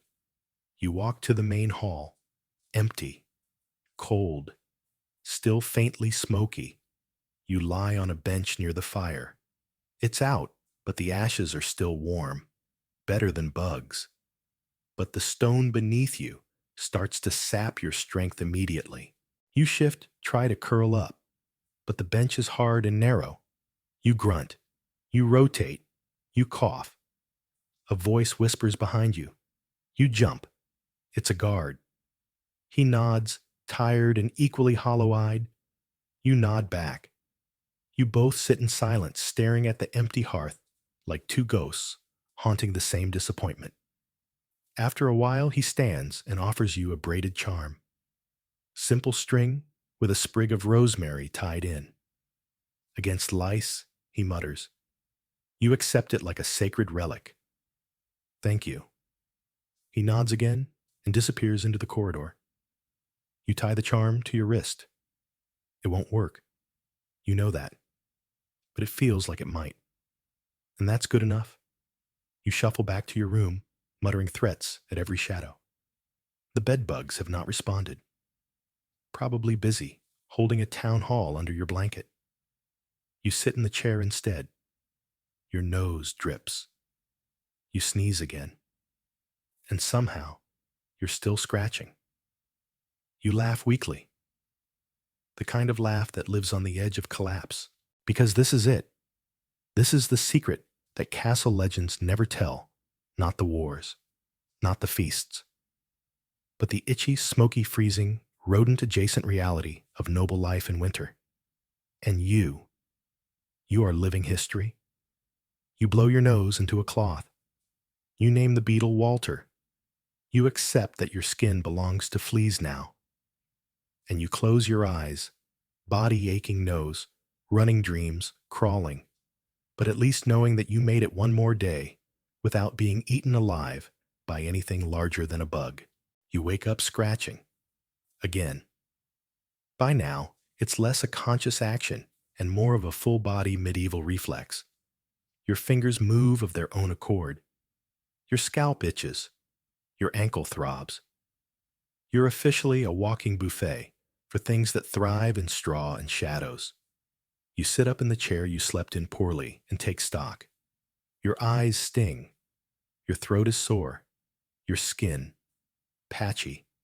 You're certain your left sock moved during the night on its own, possibly to escape. And the blanket. It smells like betrayal. You sniff your tunic. It's somehow damp and smoky and sweet, like someone tried to marinate it in desperation and cloves. You glance toward your mattress across the room. It's still leaning against the wall, looking suspiciously smug. You're not going near it again. Instead, you wrap your itchy cloak around your itchy shoulders and trudge toward the door. You're not sure where you're going. You just know it has to be somewhere else. The hall greets you with its usual slap of cold and a chorus of floorboard creaks. Somewhere in the distance, someone drops a ladle or a mace. Hard to tell. You make your way to the solar, a private chamber often used during the day by nobility for reading, writing, or in your case, trying to forget that your bed is full of insect politics. Inside, warmth. Barely. There's a small fire burning. The window is shuttered. A wool tapestry hangs crookedly on the wall, depicting a noble woman feeding grapes to a hawk. You respect her hustle. You collapse onto a padded bench near the fire scratch at your shoulder, through 3 layers of fabric, and try to breathe like someone who still believes in comfort. The fire gives you a little warmth, a little peace, until you pull the blanket off the bench and discover more bites. And now your neck itches. You reach behind your ear and come back with something under your nail that makes you wish for time travel. You groan. You laugh quietly, bitterly. Because here's the truth. Even the warm things in castles come with a catch. Wool blankets, great for warmth, also great for lice. Straw beds insulate well, also bug condominiums. Fur cloaks, so toasty. So, flea-ridden. Here's your quirky historical tidbit. For the day nobles tried to manage pests by sprinkling dried herbs into their bedding lavender pennyroyal rue.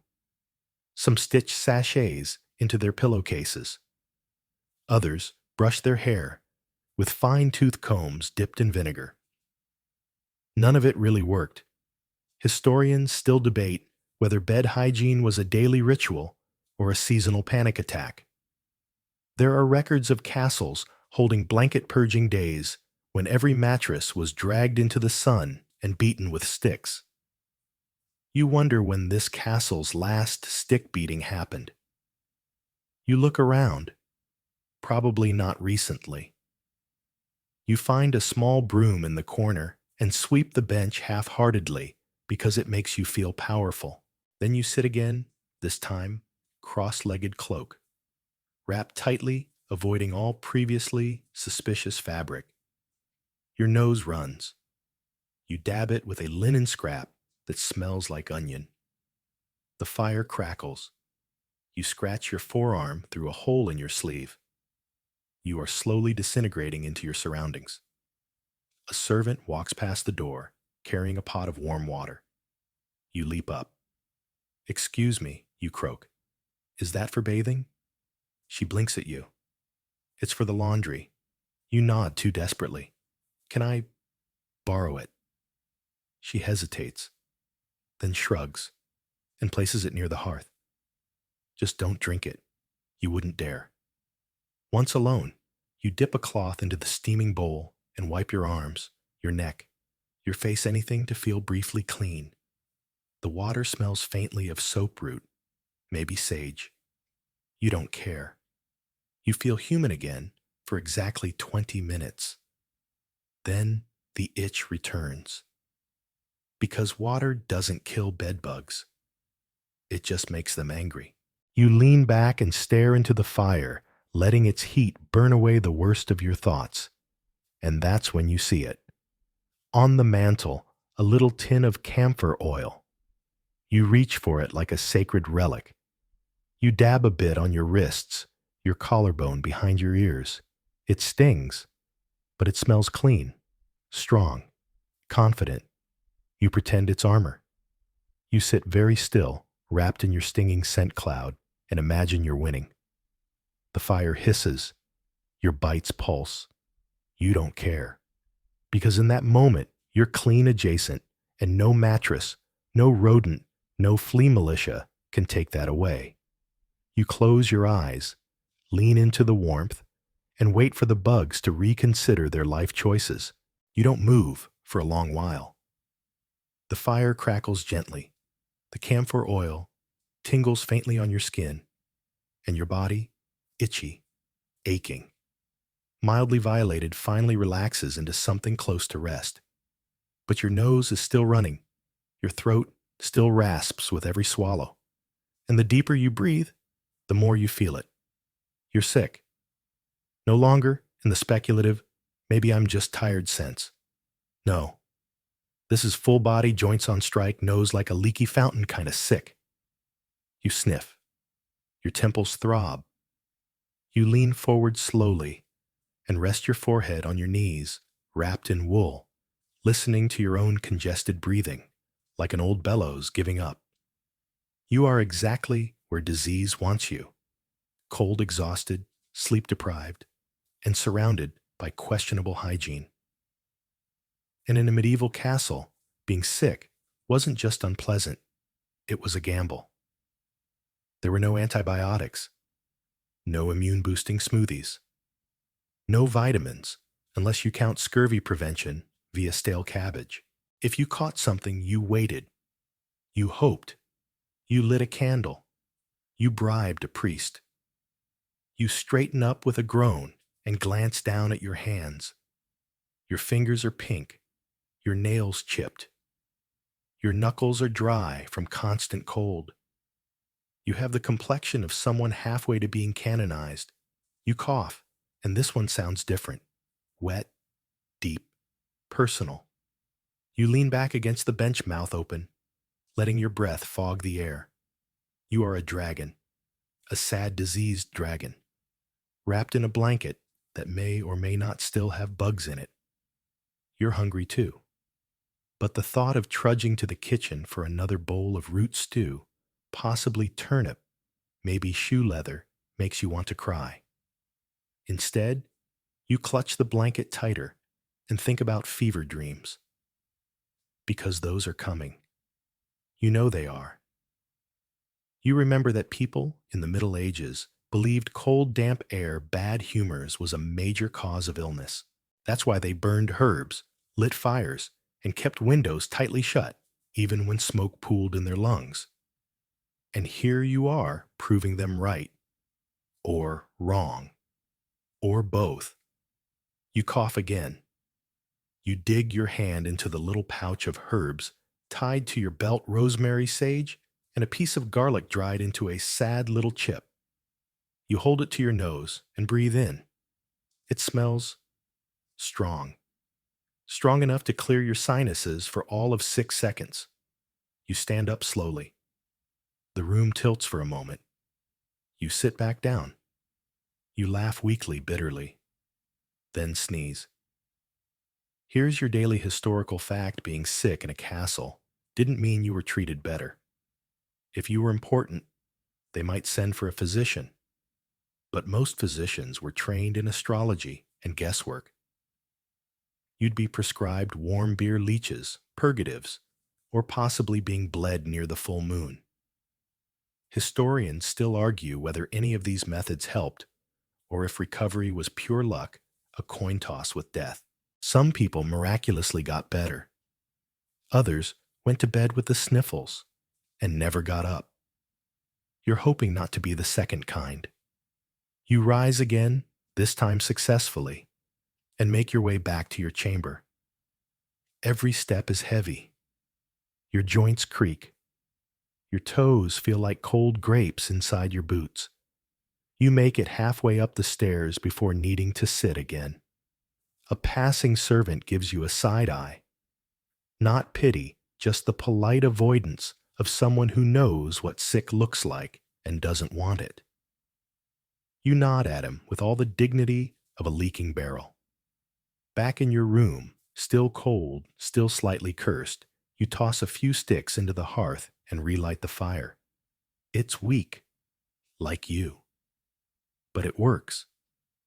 You huddle near it and drag your blanket over your head like a sad, coughing turtle. You sip a bit of water from a wooden cup and dream about tea. Then you dream about garlic paste. Then you dream you're being bled by a monk in a hallway. You wake up to your own snoring. The fire's gone out again. Of course it has.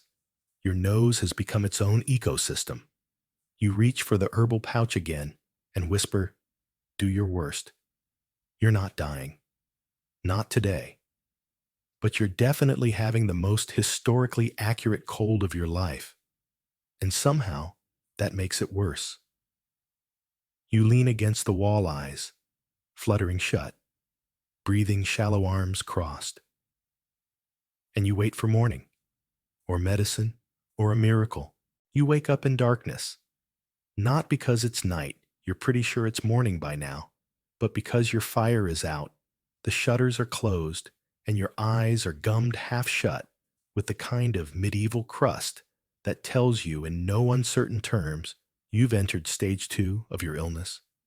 You're hot, then cold, then hot again, then simultaneously both. Your skin feels too tight, your ears throb, and your thoughts are moving at the pace of a constipated ox. You try to sit up, but your limbs protest like you're made of damp laundry and regret. You flop back down with a groan and try to remember if anyone in the castle even knows you're sick. You haven't exactly sent a note. You haven't bathed. You haven't moved much, really. So, probably not. You wonder if you should bang on the wall, or scream softly, or just wait to be found like a very dramatic noble corpse. You cough. It's deep now, rattly, suspiciously close to the kind that makes people start whispering about consumption. You shuffle to the edge of your mattress and squint through the darkness. Your cup is empty. Your cloak is damp. Your pillow smells like vinegar and disappointment. You've reached the part of the illness where you start negotiating with the room. If you let me feel better by noon, I'll forgive the fleas. If the fire magically relights, I'll eat turnips without complaint. If no one walks in right now and sees me like this, I'll become a monk. Your internal deals are interrupted by a sound in the corridor. Boots, clanking, echoing. Then a knock. You freeze. You croak. Yes. The door creaks open. It's a castle guard armored alert, and clearly there for business. He peers inside, grimaces slightly at the air, then clears his throat. Just a security check, he says. Routine. You blink. Security. He steps and glances around the room, nudges your firewood pile with a boot. Lord's orders. Castle's on edge. Something was stolen from the chapel. You stare at him feverish and swaddled like a deranged snowman. Do I look like I've been out stealing holy relics? He shrugs. People hide things. You raise one eyebrow. It hurts. In my sick blanket, he doesn't answer. Just nods, once steps back into the hallway and closes the door behind him with the quiet finality of a man who has definitely judged your life choices. And just like that, you remember this isn't just your personal misery cave. It's a castle, a fortress, a paranoid, superstitious, draft-ridden fortress full of other people, and in winter, everything feels tighter, more suspicious, more echoey. Here's your historical fact of the day security was constant in castles. Even during freezing weather, guards made rounds, checking for open doors, eavesdropping servants, or unauthorized movement. Winter didn't stop gossip, or theft, or ghost sightings. It just added more cloaks to them. Historians still argue whether these patrols were practical or performative, designed to reassure nobles that someone was watching while they slept, even if what lurked in the shadows was far more often rats than assassins. You lie back down with a sigh. You've now been interrupted by bedbugs draft's smoke illness, and now a full-armor midnight paranoia patrol. You pull the blanket tighter and roll over your joints, squeaking like an old wooden door. And yet, you laugh. Because there's something hilarious about being suspected of theft when you haven't had the energy to change socks in 3 days. You eventually drift again. Your fever sends you places. You dream of being dragged through the corridor by guards while still swaddled in your blanket, yelling about being falsely accused. You dream the relic turns out to be a potato. You dream the guard apologizes and hands you soup. You wake up with a start when your elbow knocks over your wooden cup. You sit up. Someone's left a small dish by your door. Broth. You shuffle to it. It's cold, but it's food. It's a sign that someone somewhere in the castle knows you're alive. You sip it slowly, savoring every lukewarm, greasy drop. Your throat hurts less by the end. You wrap yourself in your blanket and sit on the edge of your bed like a war-weary survivor. You survived the guard. You survived the smoke. You're surviving the sickness. You stare out through the shutter slats at a sky that's still gray, but somehow feels a little lighter. You lean your head against the cold wall and whisper, I'm still here. And for now, that's enough. The sky outside never really turns blue. It just shifts from miserable slate to slightly paler miserable slate, like nature can't commit to cheerfulness. But today, even that subtle shift feels like progress. You've stopped coughing every 5 seconds. Now, it's every 15. You take that as a sign of victory. Your fever's broken, or maybe it's just plateaued. Either way, you're less soggy with sweat and more vaguely damp in an unpleasantly reflective way. You swing your legs over the side of the bed and sit up slowly. No dizziness. That's new. You shuffle to the window and crack the shutter. Cold air rushes in, immediately stabbing your sinuses like 1,000 icy needles. But it's clean. It doesn't smell like mold or smoke or questionable rodents. It smells like outside. You close your eyes and breathe in. Your nose protests, but your brain hums. Today you might even bathe.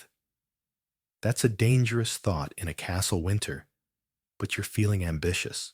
You bundle up in every layer. You can find 2 tunics, a slightly suspicious woolen scarf, and your cloak of many smells, and head toward the laundry rooms. It's the only place with warm water and someone with access to soap. You pass a few servants on the way, each giving you a side glance that clearly says, oh good, they're not dead. You nod regal in your recovery. Down in the laundry chamber, the air is steamy. The stone walls are wet, but it's the good kind of damp. There's a massive wooden tub half filled with murky water and a pile of linen soaking in another. A maid notices you hovering. You here to scrub? You blink. I was hoping to warm up. She squints. You sick. You cough lightly. Less than before. She grunts, then gestures toward the tub. Cleanest water's already been used, but it's hot. That's good enough for you. You roll up your sleeves, sit on the tub's edge, and dip your hands in. Bliss. Actual hot, non-haunted water. It stings a little at first, your skin's dry and cracked, but then it floods your fingers with life. You lean forward and splash your face. Your fevered sweat, your dried tears, your castle filth gone in 2 handfuls of steam and soap root. You smile. The maid raises an eyebrow. You look better? You nod. I smell better. Not much, she mutters. You laugh, then cough, then laugh again. Here's your quirky historical fact. Full baths were rare in winter. Water was heavy heating. It was labor-intensive. And getting undressed in a stone room in January felt like volunteering for pneumonia. So people bathed piecemeal hands, face, maybe feet. The term laundry day didn't just mean clothes. It often meant sponge baths by the hearth. Historians still debate how often medieval people truly washed. Some sources suggest nobles washed monthly. Others say they just changed undergarments and prayed. Either way, cleanliness was a spectrum. And during winter, most folks slid straight off it. You take your moment with the warm water seriously. You scrub behind your ears. You soak your wrists. You splash your hairline. It feels like a small resurrection. You ask the maid if there's spare soap. She hands you something gray and lumpy. It smells like lard and mint. You take it with reverence. You head back upstairs, damp but invigorated skin, steaming under your many layers.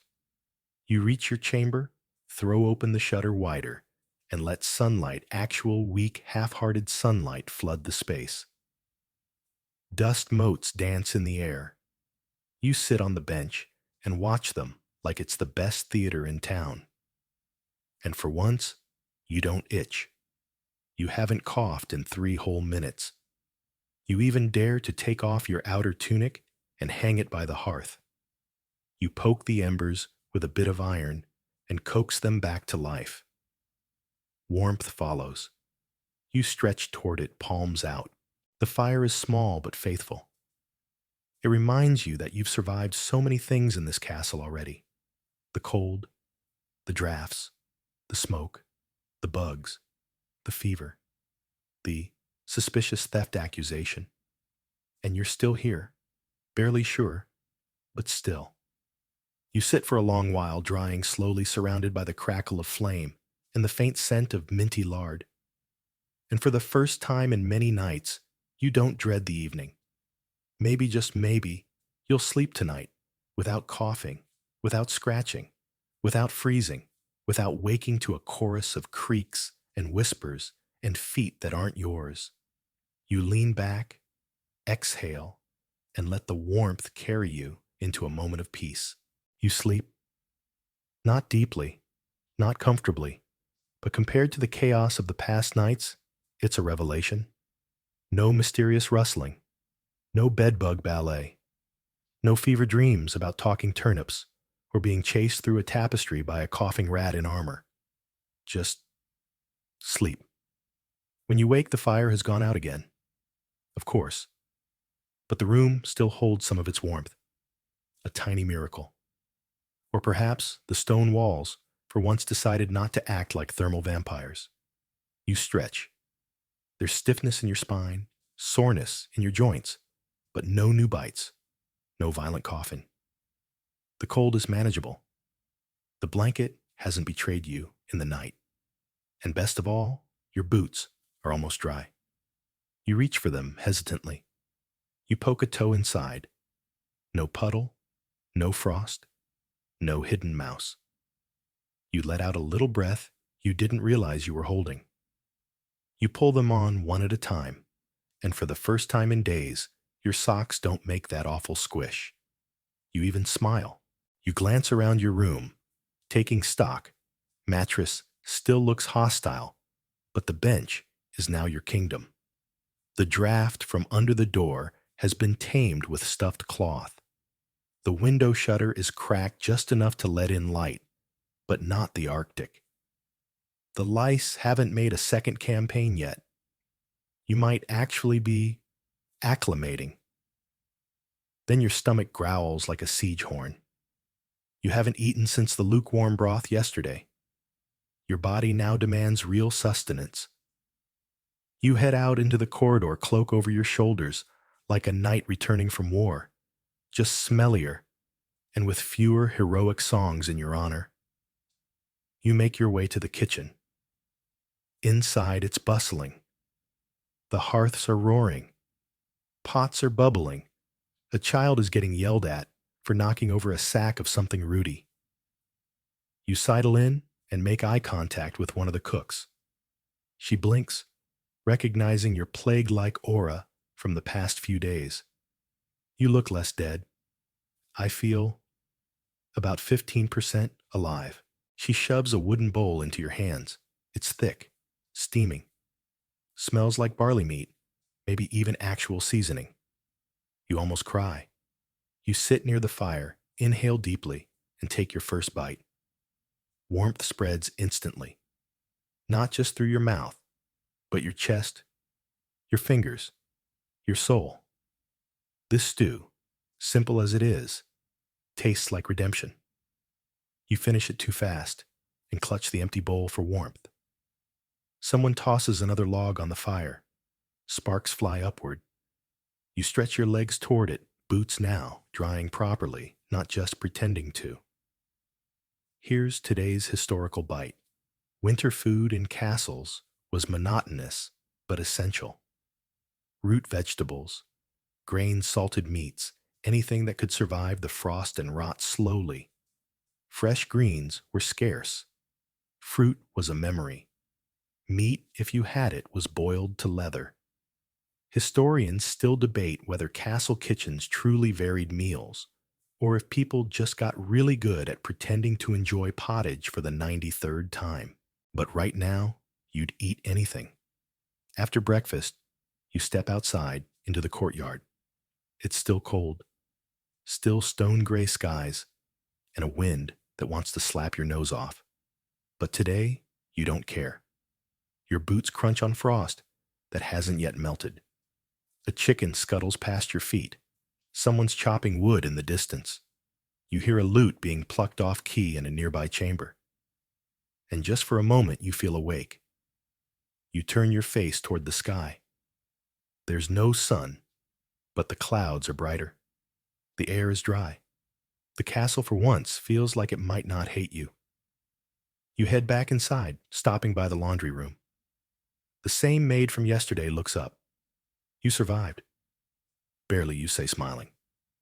Thanks for the soap. She grunts. That's probably medieval for your welcome. You return to your room, hang your cloak near the now dying embers, and decide to air out your bedding again. Maybe today you win back the mattress. You drag it to the window and lay it flat. It smells less cursed. You sprinkle some dried herbs over it, because tradition, and smooth out the straw. You even beat it with a stick, mostly because it feels cathartic. You nod. You and me mattress. Round 2. You glance at your boots dry. Your socks cleanish. Your cough quiet. Your skin no longer a buffet. You made it. Almost. One more night. One more chance to sleep in this stone box without being frozen, smoked, itched, or interrogated. You curl onto the bed, tuck the blanket under your chin, and sigh. For the first time, it smells tolerable. You exhale, letting your breath fog the air above you. And you think, maybe medieval castles weren't built for comfort. But if you can survive this winter, just one more night, maybe you'll learn to appreciate their quiet kind of cruelty. And maybe your boots will still be dry tomorrow. You wake up. And it's not the cold that wakes you. Not the smoke. Not the sneezing, scratching, coughing, creaking, or clanking. No, you wake up because you're done sleeping. And that's the most shocking thing of all. You lie there for a moment, blinking into the pale light filtering through the cracked shutter. The air in your room is still cool, still carries that faint medieval musk of wool and smoke, but it's not aggressively miserable. It's tolerable. You stretch slowly. No fever. No chills. No sudden urge to itch your ribs with a dinner fork. You survived. You sit up and glance around your chamber. The fire's dead, but the stone walls aren't radiating hatred anymore. Your blanket is still wrapped around you like a cocoon, and your mattress, though slightly lumpy, is no longer a trap. Just firm and mildly haunted. You wiggle your toes inside your socks. Dry. You sniff your tunic. Passable. You check your wrists for new bites. None. You raise your arms and mock victory. And then you laugh. Because you've done it. You've made it through a full winter night in a medieval castle without freezing, choking, hallucinating, or scratching your skin off. Barely. You rise, dress slowly, layering like a seasoned survivor.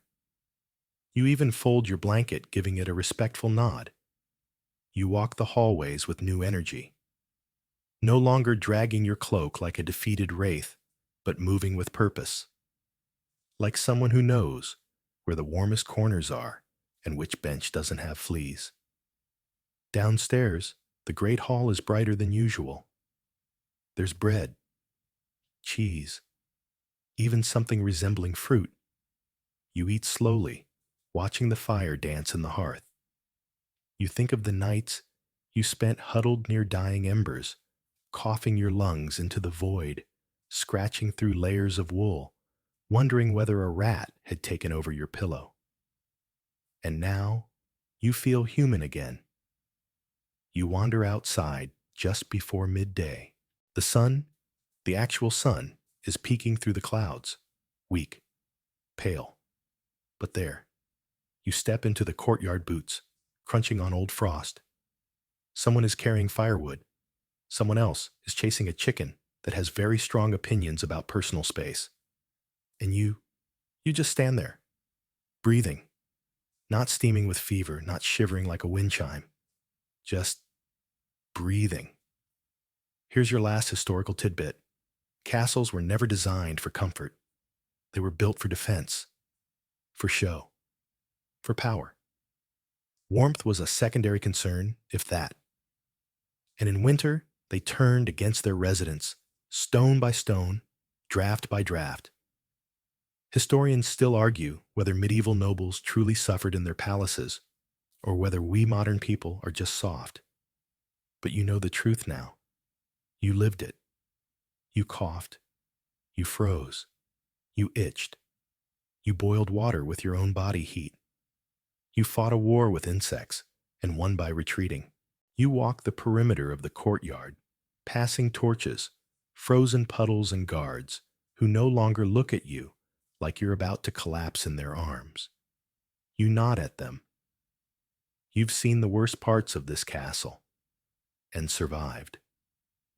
You head back inside up the stairs, past the servant girl who once handed you soap like she was passing a holy relic.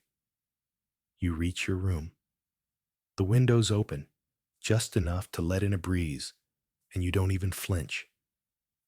You sit on the bench facing the dead hearth and allow yourself a rare medieval luxury peace. There's nothing particularly soft about this moment, nothing luxurious, but it's yours, and you earned it. The castle doesn't welcome you, it never did. But maybe in its own cold, stony way, it respects you now. You survived its winter, and tonight when you sleep, it won't be in fear of smoke or bugs or guards with torches. It'll be sleep you claimed through layers of misery fever and frostbitten socks. You lean back against the wall, close your eyes, and let the silence settle around you. Not as a prisoner, not as a guest, but as a survivor. Why getting a tooth pulled was brutal in the Middle Ages. We're diving straight into something that'll make you squirm just thinking about it. You wake up in a wooden bed, stuffed with hay, your mouth dry, and there it is again, that pulsing, searing ache in your back molar. The kind that feels like someone's tapping a hammer against your jaw. Outside roosters crow in a distant haze of fog. You've got chores to do, goats, to milk a fire to start, but none of it matters because your face is practically on fire. The year, 1347. The place, a muddy village in England. The problem, you have a toothache, and unless God himself intervenes, things are going downhill from here. You probably won't survive this. Your jaw throbs as you lift your head. There's no such thing as calling in sick, and no local dentist to pop in for a checkup. The pain doesn't go away, it worsens with every hour. You rub your cheek with a calloused hand and mutter a few hopeful prayers, but the ache laughs in your face. It's not just a bad tooth. It's the tooth. The one that's going to change your whole week, maybe your whole life. As you shuffle outside, breath steaming in the morning chill, you wonder what your options are. The village healer. She mostly deals in leeches and birch bark tea. Your neighbor suggests the man with the knives, which sounds promising until you realize that's the barber. See, in the Middle Ages, your local barber wasn't just giving bowl cuts. Nope. He was your multitasking medical man. Need a shave. A bloodletting, a tooth pulled. Same guy. The red and white barbershop pole still seen today. That's a throwback to the blood and bandage days. But we're getting ahead of ourselves. Back in your cottage, the pain is now spreading to your temple. Eating is nearly impossible. You've tried chewing with the other side, but even the act of opening your mouth makes your eyes water. Your wife suggests a poultice of mashed onions and vinegar tied to your jaw with a strip of linen. It doesn't help. Then she suggests prayer. That doesn't help either. You consider knocking the tooth out yourself with a rock, but the very thought of it sends a jolt down your spine. Plus, you've seen what happens when things go wrong. Your uncle tried something similar and lost part of his tongue. Not ideal. Meanwhile, your neighbors gossip. He's got the cursed tooth, someone whispers. They say a toothache that comes with fever could be punishment from Saint Apollonia. She was a Christian martyr who had all her teeth smashed out by Roman guards. People actually pray to her for relief from dental pain, which, ironic. By the third day, you can't sleep. Your jaw is swollen, the pain constant, and your patience gone. You're groaning like a dying ox, and even the dog avoids you. You finally relent. It's time to visit the barber surgeon. You wrap your head in a scarf to keep out the cold and maybe to hide the swelling, and start your slow, painful walk toward the village square. With each step, your tooth sends out pulses of white-hot agony. And yes, you know what's coming. And no, you're not ready for it. Now here's your mainstream, historical fact. In the 14th century, dental care was virtually non-existent in most of Europe. Only the extremely wealthy had access to rudimentary dental hygiene, and even that wasn't much. The average peasant he brushed with a stick. Maybe, if he was lucky. Here's your fringe tidbit. Some folks believed if you kissed a donkey on the snout, your toothache would vanish. This wasn't just country superstition. Even minor noble households occasionally kept donkeys for health. And here's the scholarly debate. Historians still argue whether medieval peasants truly suffered more from dental issues than modern people, or whether the lack of processed sugar meant cavities were rarer, just much more horrifying when they did happen. So you keep walking, one hand on your cheek, the other clutching a small pouch of coins, your payment to the man with the blades. As the church bell chimes noon, the muddy streets part before you. No one envies your journey. Everyone has either been there or heard the stories. By the time you reach the square, you're dizzy, tired, and bracing for the worst. And let me tell you, dear listener, the worst is just warming up. You arrive at the village square just as a breeze kicks up, flinging your scarf back and exposing the swollen side of your jaw. It's red and puffy, like an overripe fruit ready to burst. You feel the eyes of passers-by on you, some concerned, some amused. One kid points and whispers witch's tooth before being yanked away by his mother. In the center of the square stands a small timber-framed hut with a faded sign swinging overhead, a bowl a razor, and if you squint, what looks suspiciously like a tooth. The air smells of wet hay sweat and boiled herbs. This is where you'll meet your fate. This is where the barber surgeon lives. He's not a man you'd describe as gentle. He's built like an ox with thick arms and a permanently furrowed brow. He greets you not with words, but with a grunt, an emotion, to sit on a three-legged stool beside a window. The light pours in, making the motes of dust swirl like nervous spirits. He takes one look at your face, tilts your chin with two thick fingers, and mutters, "Back one." You nod. He snorts. That's all the diagnosis he needs. Let's pause to appreciate this. The barber surgeon of the Middle Ages was the original jack of all painful trades. These guys didn't go to medical school, which didn't really exist in any modern sense anyway. They trained through apprenticeships, watched older barbers work, and learned through trial error and the occasional screaming peasant. What's wild is that they were often more trusted than university-trained physicians who might be obsessed with the humors and more likely to tell you to sniff a tulip than pull your rotten tooth. The barber moves to a shelf behind him. You hear clinking. When he turns around, your stomach drops. Laid out on the wooden table are his tools. No sterile metal, no disposable gloves, just a cracked leather roll containing a menagerie of metal objects that all look like they were invented by someone who hated mouths. There's the dental pelican, named for its beak-like shape, used to hook under the tooth and lever it out sideways.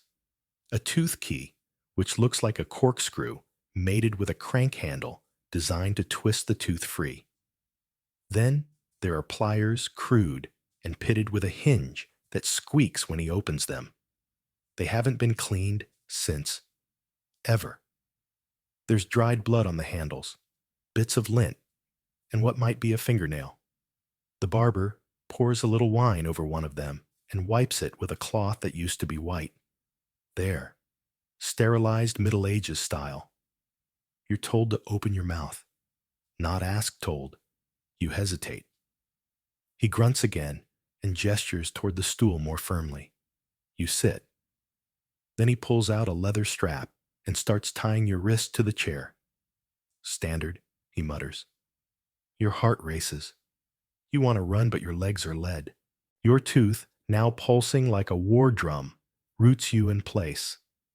And here comes the cloth. He pushes it into your mouth to stop you from biting your tongue off. Or biting him. Fun fact, people being treated by barber surgeons were sometimes tied to large wooden chairs, or even had assistants hold them down. And they weren't always sober. Sometimes the barber would pour strong ale or wine down their throats beforehand. Not to dull the pain, just to make them compliant. As he ties the other wrist, you notice something even more unsettling. The floor is stained. Deep brown red patches where others bled and squirmed and maybe didn't make it. Now for your quirky tidbit, in some places barbers advertise their surgical services by hanging strings of pulled teeth outside their shops, like macabre garlands. Imagine walking down the street and seeing a line of molars gently clinking in the wind. You might stop for a haircut or a panic attack, and now the scholarly debate historians still argue whether barber surgeons were necessary heroes or reckless butchers.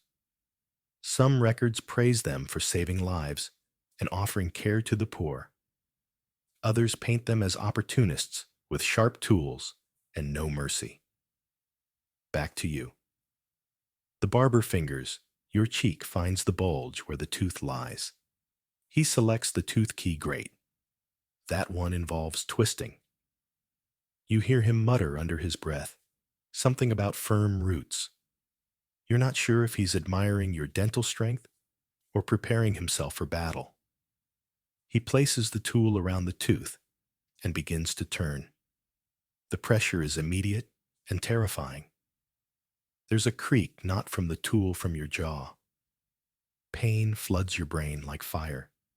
You try to scream, but the cloth muffles it into a low animal growl. Your legs kick involuntarily. The barber tightens his grip, then snap. The tool slips. He curses. The tooth didn't come out, it cracked. He wipes his brow. You are sobbing silently, violently. Blood is filling your mouth. He reaches for the pliers now. Second try? He says. No. Please, no. But there's no escape. Your arms are bound, your mouth is a crime scene, and your options have narrowed to one: survive it. The pliers go in. He braces against your shoulder for leverage. You feel every tug, every twist. There is no metaphor strong enough to describe this. Just darkness. And then with a final wrench, he yanks it free. The pain doesn't stop, but something changes. Your body goes limp. You are soaked in sweat. And in your lap, the tooth. Bloody. Broken. evil looking. Congratulations. You've officially made it through medieval dental surgery. The barber drops the bloody fragment of your tooth into a small wooden bowl with a dull clink. It rolls once, then settles like a war trophy. You watch it dazed, as if it's still connected to you somehow, like your soul didn't get the memo and is lagging behind. You're not dead, which feels surprising, but your mouth is a battlefield. Blood pools beneath your tongue, metallic and warm. Your gums throb. Your jaw twitches involuntarily. Your head spins. You try to sit up straight, but your spine has become jelly. The barber unties your wrists casually, like a man unstrapping a saddle. You think you hear him hum. There's a faint smell of sweat wine and something else, burnt linen. He takes a piece of cloth from the table and pours a bit more wine on it. This time, he folds it and gently presses it against the raw crater in your mouth. You wince, but he shushes you kindly almost. He then ties the cloth in place with a strip of leather wrapped under your chin and over your head. Fashionable? Not quite, but it keeps the blood-soaked compress in place. Medieval, dental chic. You'll bleed for a while, he says flatly. Don't spit too much. Rest your tongue. You nod slowly. The world tilts a little to the left. And just when you think you've been through the worst, he pulls out a small brass bowl and begins to mumble. A prayer. Something in Latin. You recognize only a few words, Domine Sanctum Salutum. He flicks a bit of wine into the air, then onto you. Great. You're being blessed, or cleansed, or cursed. Because here's the thing, pain and religion in the Middle Ages went hand in hand. People believed sickness, especially sudden and localized pain, could be the result of sin or demonic influence. A toothache wasn't just an infection, it was a divine message. Sometimes the only cure was a prayer. Other times, it was a tooth yanked out with pliers, and then a prayer just to be safe. Here's your mainstream historical fact. Many barber surgeons incorporated religious ritual into their work, especially in rural areas where superstition and medicine blurred. The boundary between healer and holy man was flexible, and patients often demanded a bit of both. And now, your fringe tidbit. In some parts of medieval Europe, healers believed placing a frog in your mouth could draw out the tooth spirit that caused pain. The frog obviously did not appreciate this. Historians have found multiple references to live animal remedies, none of which went well for anyone involved. The barber steps back satisfied. You try to thank him, but your voice is a squelched mumble. You reach for your pouch and hand over the coins. It's not much. He doesn't count it. Outside, life goes on. The village square is loud with bleating sheep, laughing children, clanging hammers. But for you, everything feels muffled, like you're underwater. You stumble out into the daylight, hand pressed to your cheek. People avoid your gaze, not out of rudeness, just custom. No one likes to see someone freshly butchered. It reminds them it could be them next. You wander toward home dizzy and blood-drenched. You pass the apothecary, who eyes you and waves a vial. Camphor oil, he calls. Numb the nerve. You shake your head. Too late for nerves. Too late for anything, really. Back at your cottage, your wife gasps when she sees you. God's bones. She cries, rushing to help you inside. She props you on a bench near the hearth and begins fussing with cloth and warm broth. Your children peek around the corner, eyes wide. You tilt your head back and close your eyes. The compress itches, and your head is pounding. But somewhere deep inside, a sense of relief begins to bloom. The monster tooth is gone. Here's the scholarly debate. Historians still argue whether the average medieval person feared pain more or death. Tooth extractions were often life-saving, since an untreated infection could spread to the bloodstream or brain. But many chose to risk infection rather than endure the horrors of surgery. A gamble either way. You begin to drift. The fire crackles. Your wife hums a tune. You taste blood, yes, but also something else: survival. And then out of nowhere, a thought occurs to you. The barber never washed his hands. The next morning, you wake up to birdsong and a dull, pulsing pain that reminds you your jaw still exists. You touch your face gingerly. The swelling has gone down slightly, but your cheek is still puffy, your lip crusted with blood, and your mouth tastes like iron-spoiled cabbage and a faint hint of regret. Your wife offers a bowl of thin porridge. You try to eat, but even tilting the spoon into your mouth feels like a gamble. Half of it dribbles down your chin. You sigh.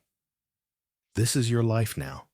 Soft food, muted pain, and the terrifying knowledge that you have other teeth. One down, 20-something to go. You shuffle to the mirror, well, a polished bronze plate nailed to the wall, and peer inside your mouth.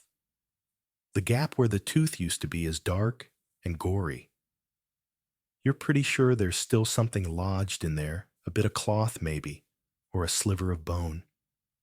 You poke it with your tongue. Bad idea. You're not alone in this misery. Everyone you know over the age of 30 has missing teeth. Smiles are mostly gummy. Whistling is hard. Bread must be soaked in ale before chewing. If someone flashes a full row of molars, they're either royalty or lying. Here's your mainstream historical fact. In the Middle Ages, dental hygiene was virtually non-existent. Toothbrushing wasn't common practice, though some wealthier people used cloths to wipe their teeth or chewed fragrant twigs to freshen breath. But for the average peasant, nope. You were lucky if you rinsed with water. Cavities were slow, painful time bombs, and tooth loss was a grim rite of passage. As you limp around the cottage, your wife is already boiling water with sage and thyme, your post-op care plan. You sip it cautiously. It's hot herbal, slightly bitter. She insists it will draw out the bad humors. You nod more out of hope than belief. And that's where we enter the wonderful, confusing world of humorism. According to medieval medical theory, your body was governed by 4 humors: blood phlegm, black bile, and yellow bile. Every illness, every ache, rash, fever, or fang of dental pain was blamed on imbalances in these fluids. Toothache, probably too much yellow bile. Or maybe the wrong alignment of planets. Or a vengeful spirit. Pick your poison literally. Here's your fringe tidbit. Some believe toothache could be cured by rubbing your gums with crushed earthworms mixed in wine. Yes, worms. Medieval dentistry really pushed the boundaries of flavor. The village healer stops by later that day to check the wound. She's older, smells like lavender and damp moss, and carries a pouch of dried herbs and bones. She presses your cheek, clucks her tongue, then pulls out what looks like a chicken foot. She waves it gently over your face. You try not to laugh or cry. Not cursed, she says finally, just hot in the blood. She gives your wife instructions. Keep your head warm, avoid salty foods, and burn dried rosemary at sunset. You agree to everything. Compliance is easier than arguing when your face feels like a kicked beehive. Here's the scholarly debate.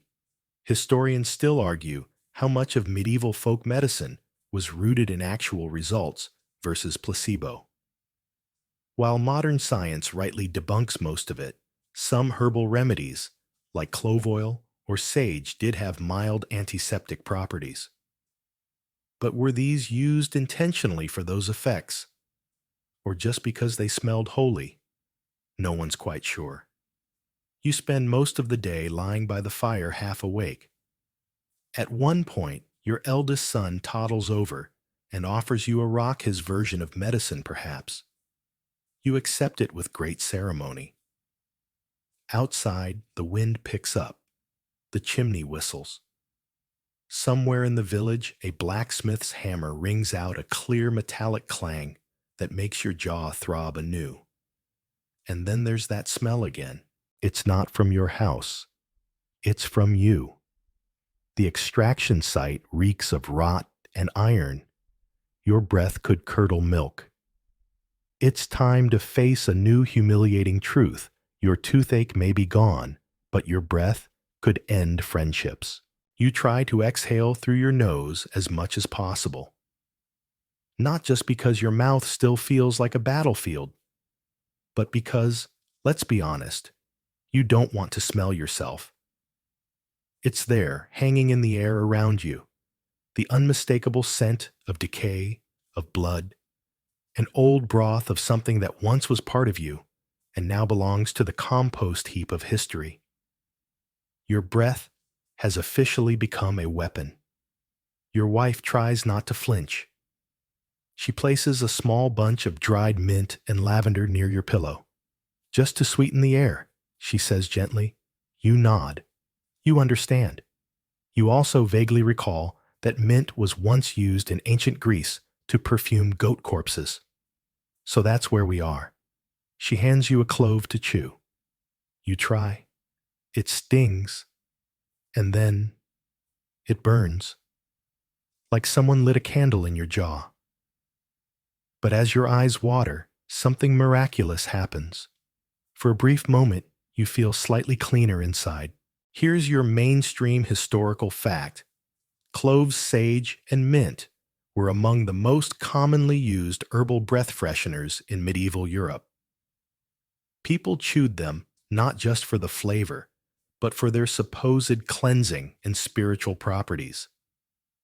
In wealthier homes, small bowls of dried herbs called pomanders were worn around the neck to ward off bad smells and evil spirits alike. But breath in the Middle Ages wasn't just unpleasant. It was symbolic. Foul breath could be seen as evidence of sin, corruption of the soul, or even demonic influence. Some monks recorded cases of people being exorcised because of halitosis. Imagine trying to explain that to your boss today.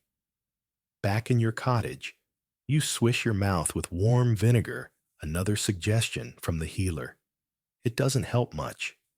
You spit into the hearth and stare at the bubbling spot. Your wife walks by and discreetly opens the window. Outside, life stinks just as much.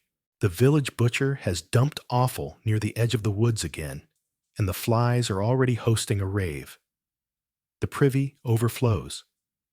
The neighbors' pigs have broken loose and are rooting around in your firewood pile. You sigh. Medieval life is fragrant in all the wrong ways, but tooth rot has its own unique funk. It seeps from your mouth like a slow ghost trailing behind you. Your children start avoiding bedtime stories.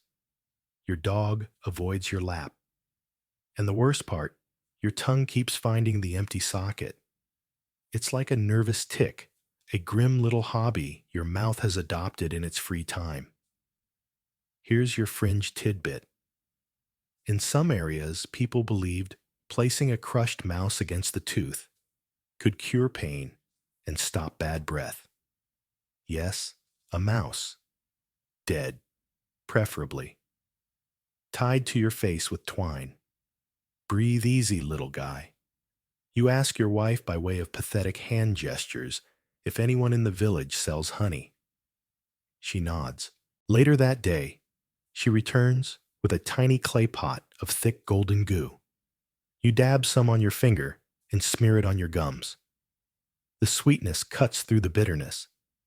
Briefly, you feel human again, but the pain hasn't fully left.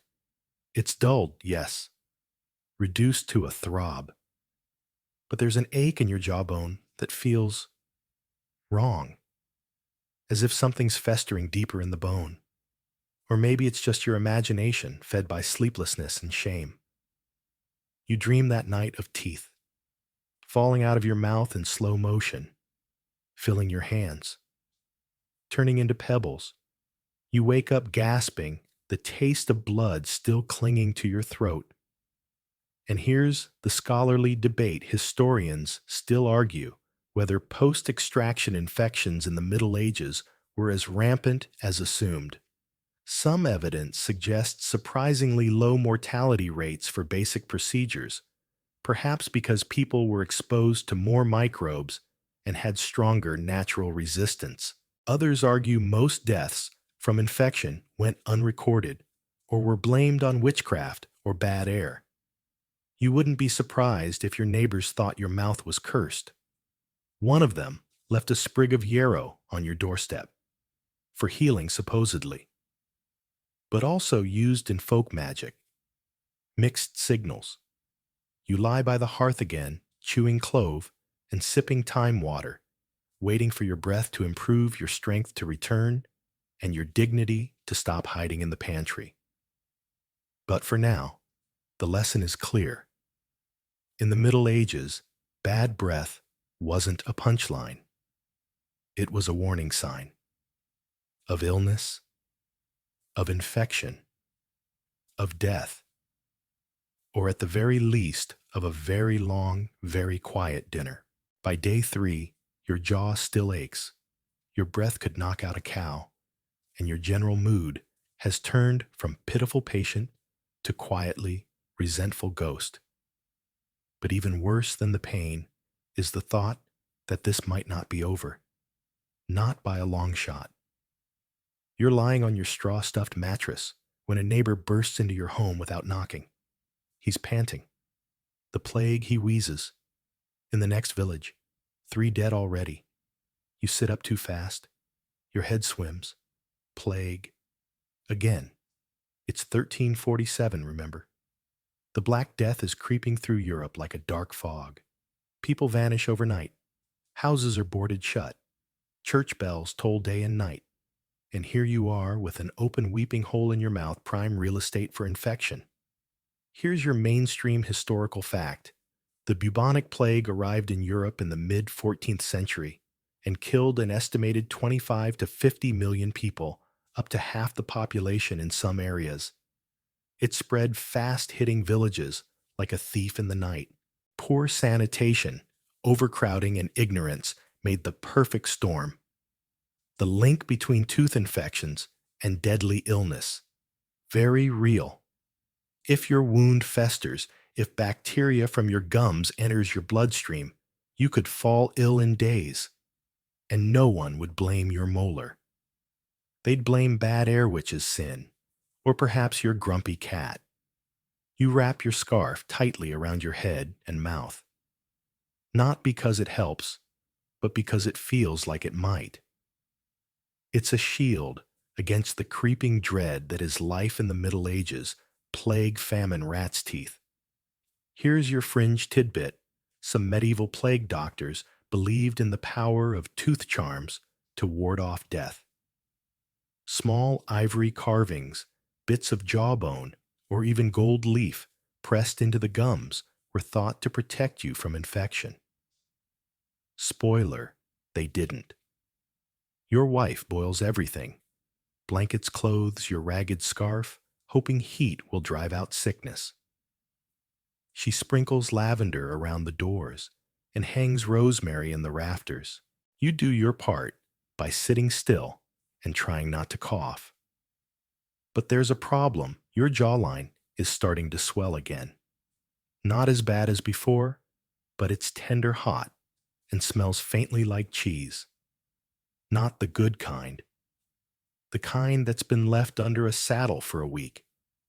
You press your fingers against it. Your vision blurs. You wonder, is this the plague or just a bad recovery? And now the scholarly debate historians still argue how often dental infections triggered systemic illness during plague years. Some argue that open wounds and poor hygiene made any kind of oral surgery a gamble. Others suggest that in the chaos of pandemic, life dental pain was low on the list of worries, just another miserable fact of medieval living. Still, you can't shake the paranoia. Every ache, every tremble, every night sweat feels like a death omen. You remember the stories of people who bled from the gums, coughed up blackened blood, or were found dead in their fields, scythe still in hand. Your own cousin was buried last spring without a proper priest.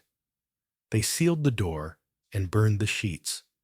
So you lie there chewing mint leaves and staring at the ceiling, wondering if the barber's filthy tools have sealed your fate. If the cloth he tied around your face was the medieval version of a goodbye kiss. Your youngest daughter comes and sits beside you. She doesn't say anything.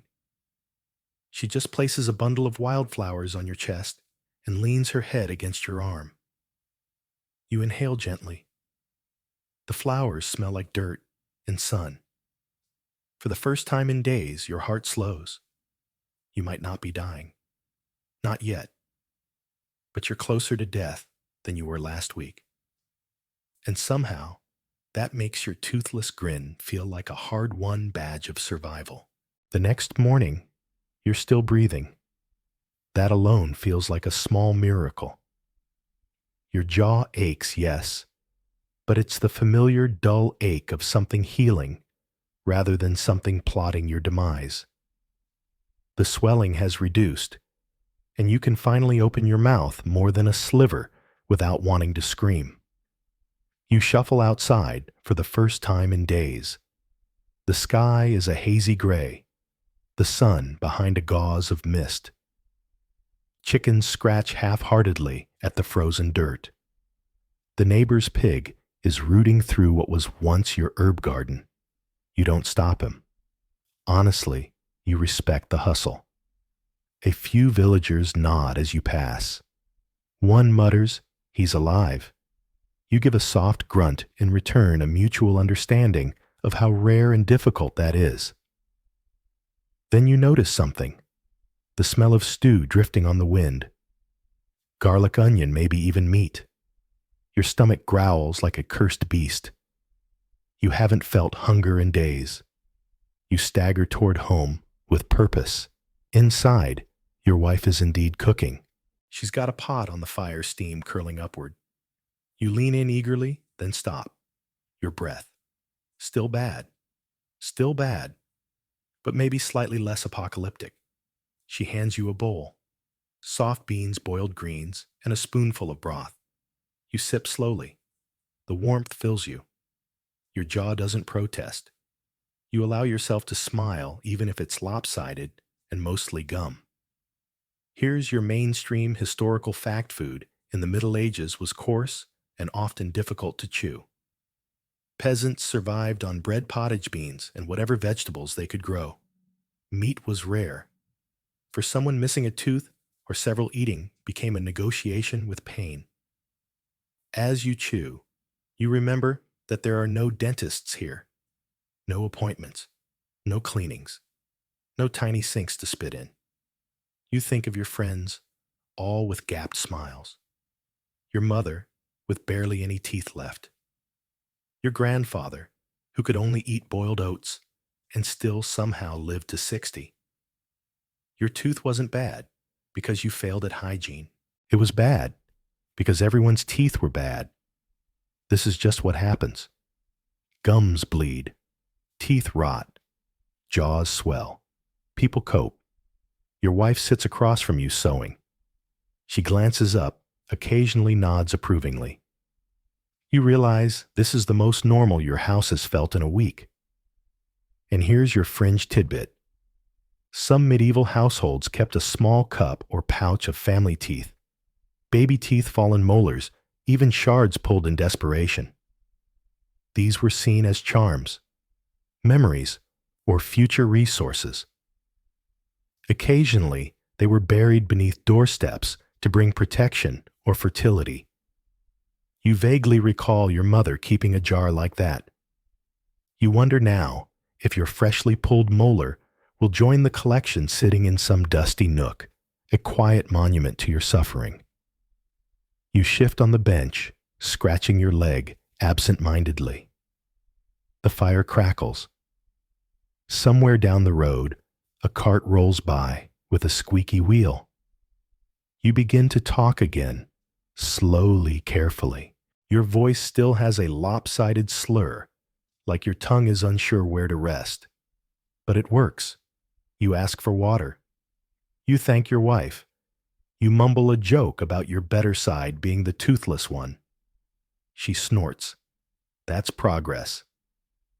Here's the scholarly debate historians still argue whether medieval people normalized tooth loss or simply endured it in silence.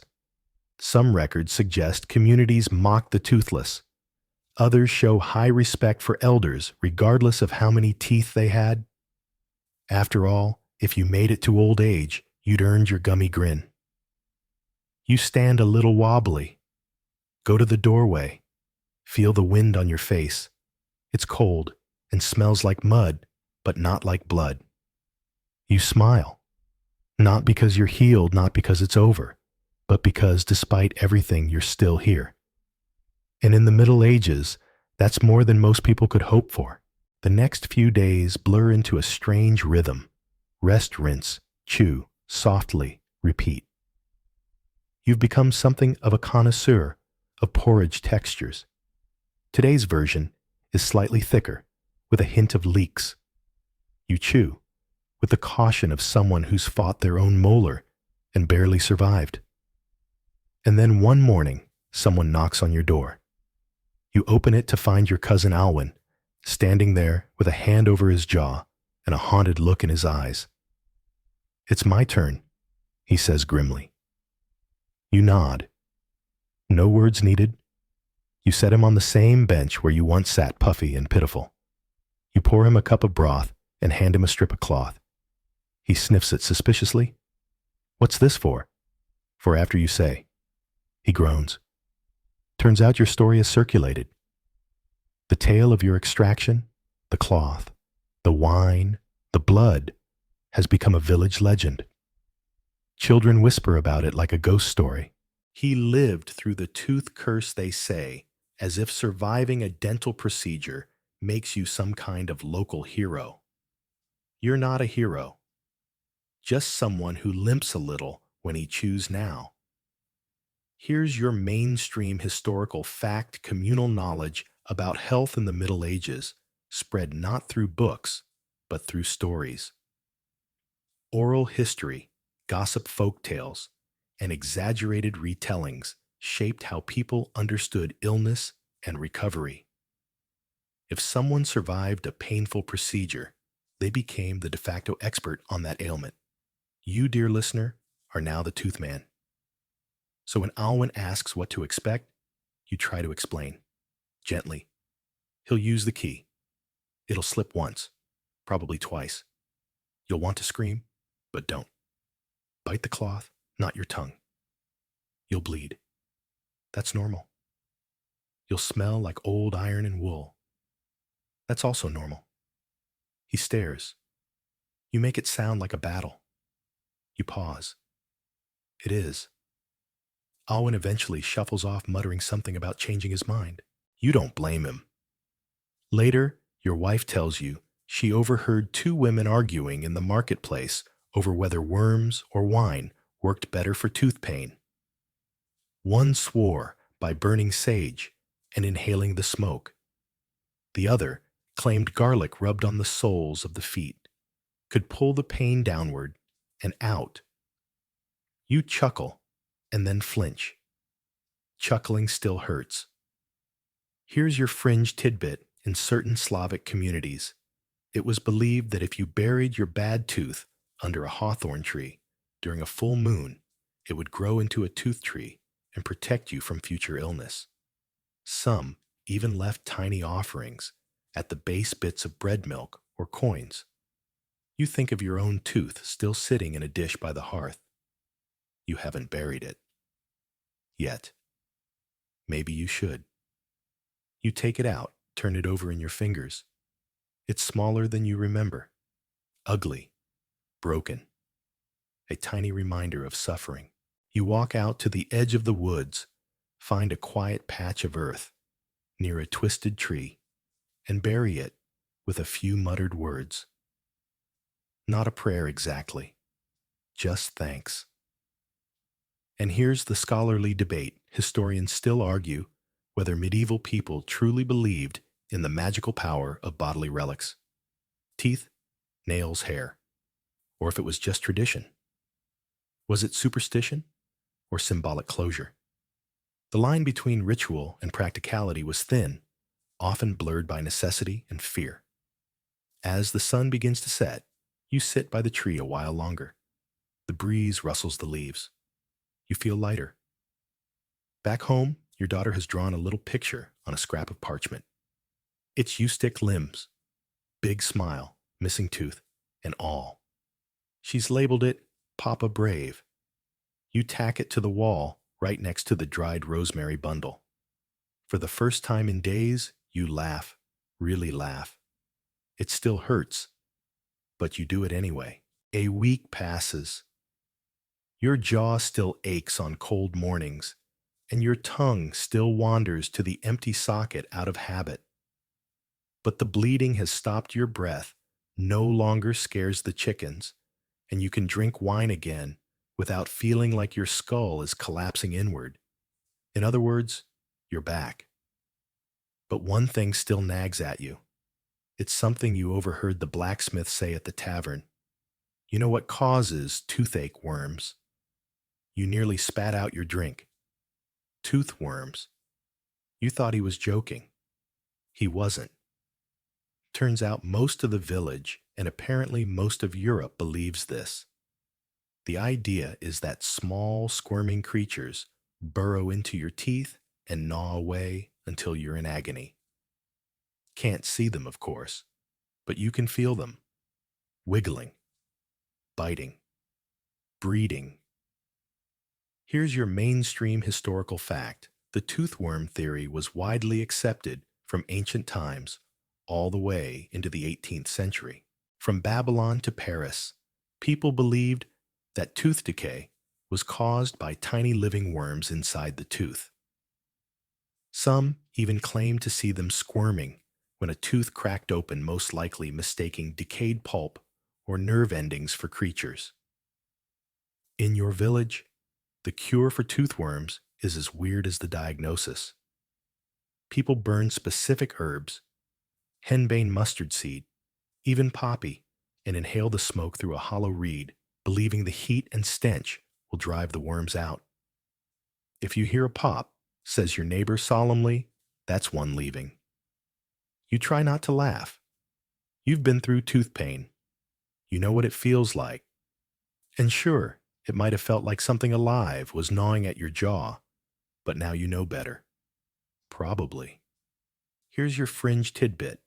In parts of Scandinavia, people treated toothworms by blowing powdered frog bones into the mouth with a hollow tube. Not for the faint of heart. Or frog.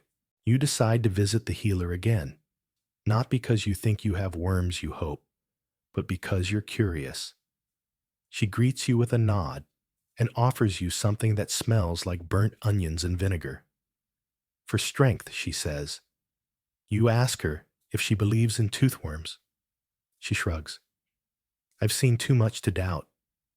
I've seen people scream for days, and then the pain just vanishes. Like something crawled out in the night. You ask if she's ever seen a worm. She pauses. No, but I've heard them. You leave her hut more unsettled than when you arrived. And now the scholarly debate historians still argue whether belief in toothworms was a genuine attempt to explain pain using observation, or just a convenient explanation for something no one could prove. Some say it was symbolic, an externalization of internal suffering. Others think people just wanted something to blame. You sit on a fence post, Later that day, watching the children play. One of them is pretending to be a barber surgeon, chasing the others with a stick and shouting, "Hold still, I see the worm." The others scream with delight and pretend to faint. You chuckle, then touch your jaw. Still a little sore, but tooth worm free as far as you can tell. That night, as you lie by the fire, your wife leans over and whispers, "Would have been easier if it was just a worm, huh?" You nod. Much easier. You're starting to forget what life was like before the tooth, before the pain, before the blood, before that cracked little nightmare took center stage in your face. But now that it's gone, something stranger has taken its place: superstition.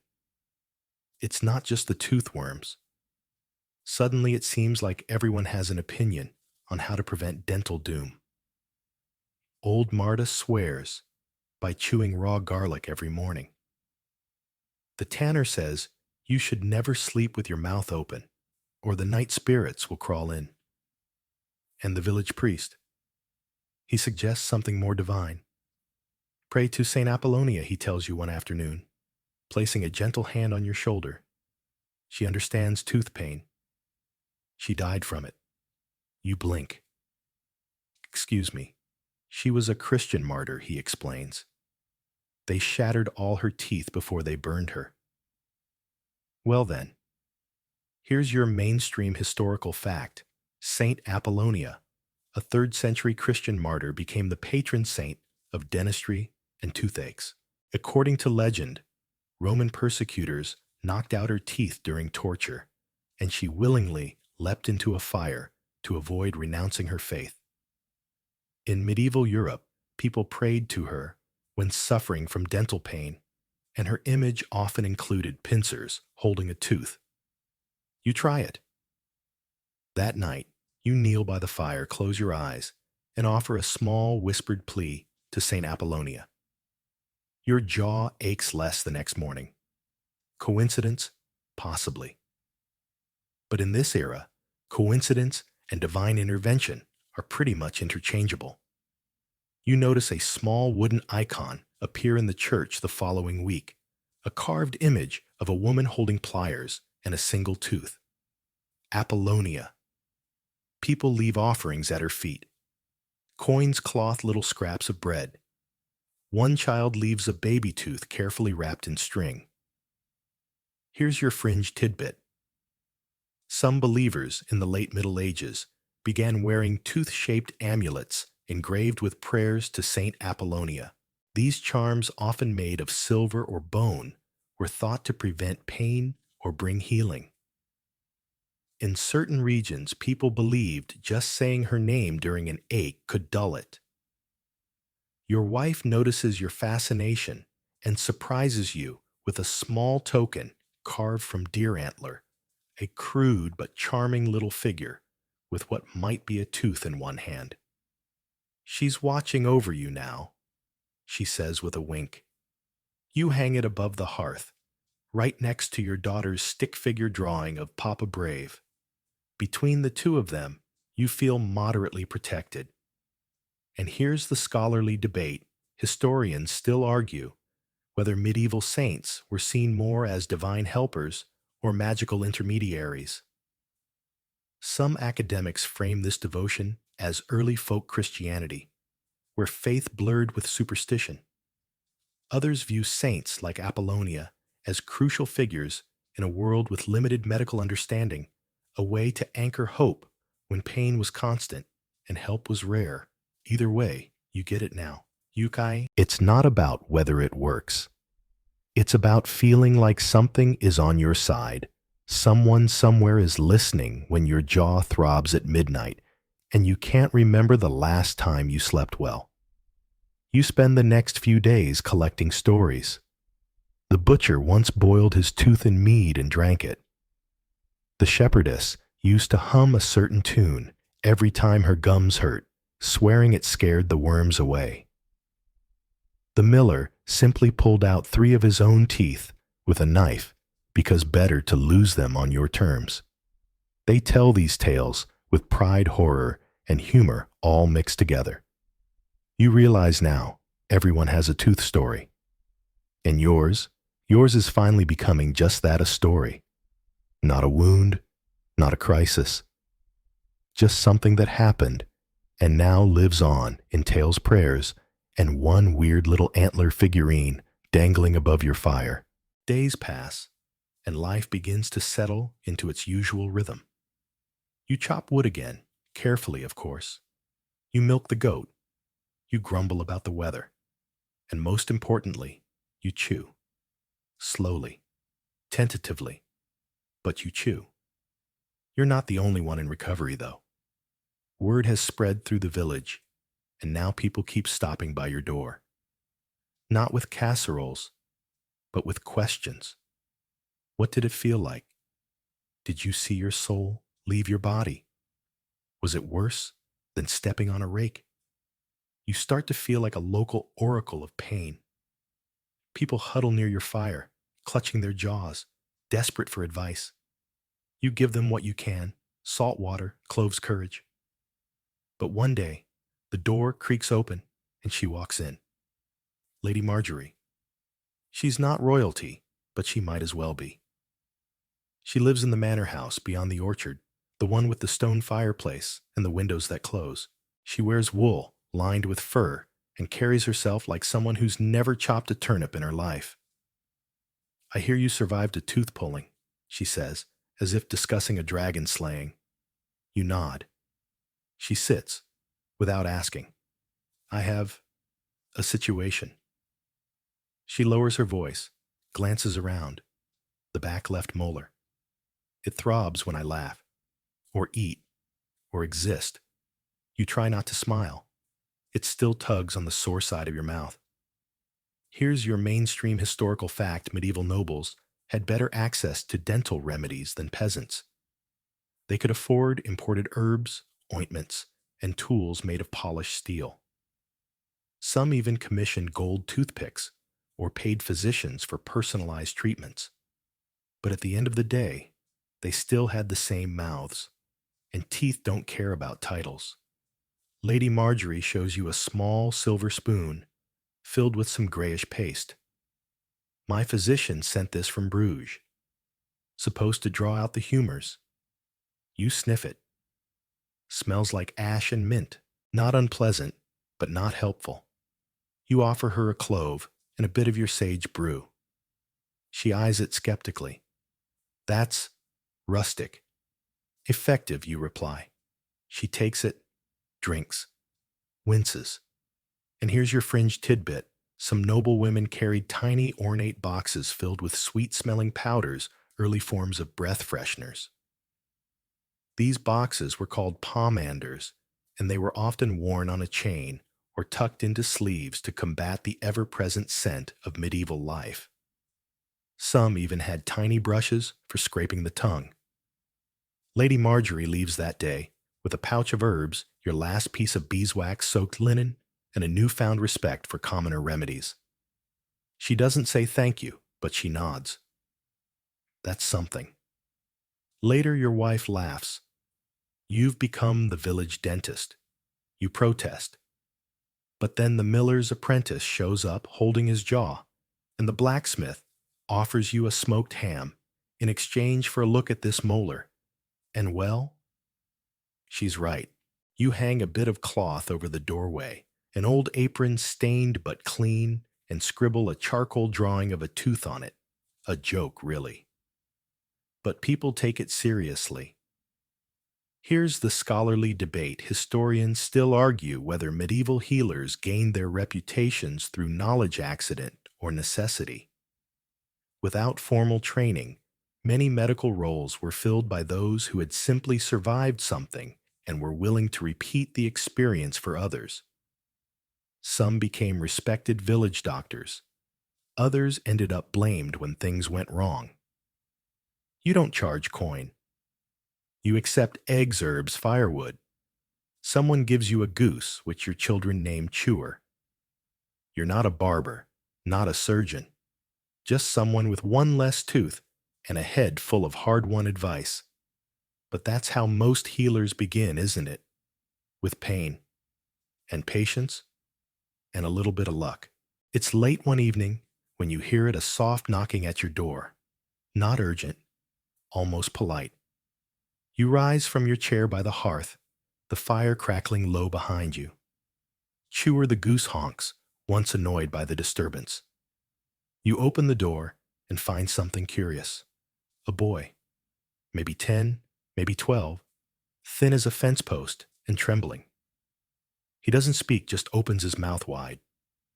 There, nestled in swollen gums, is a tooth, or at least what's left of one. It's black at the base, brown at the crown, and tilted like a stone ready to fall from a hillside. The boy points to it, then to you. You sigh. You let him in. His father arrives moments later, breathless, holding out a rabbit carcass. For the trouble, he wheezes, just do what you did for yourself. You nod and begin the preparations. Wine, firelight, cloth. Your hands aren't steady, but they're steadier than his father's. You tell the boy to breathe through his nose. He whimpers, but obeys. You reach for your tools, not the iron ones, but the small, simple ones you've pieced together from household bits. A bent spoon, a wedge of wood, a strip of boiled linen for tying. You're not a barber surgeon, remember?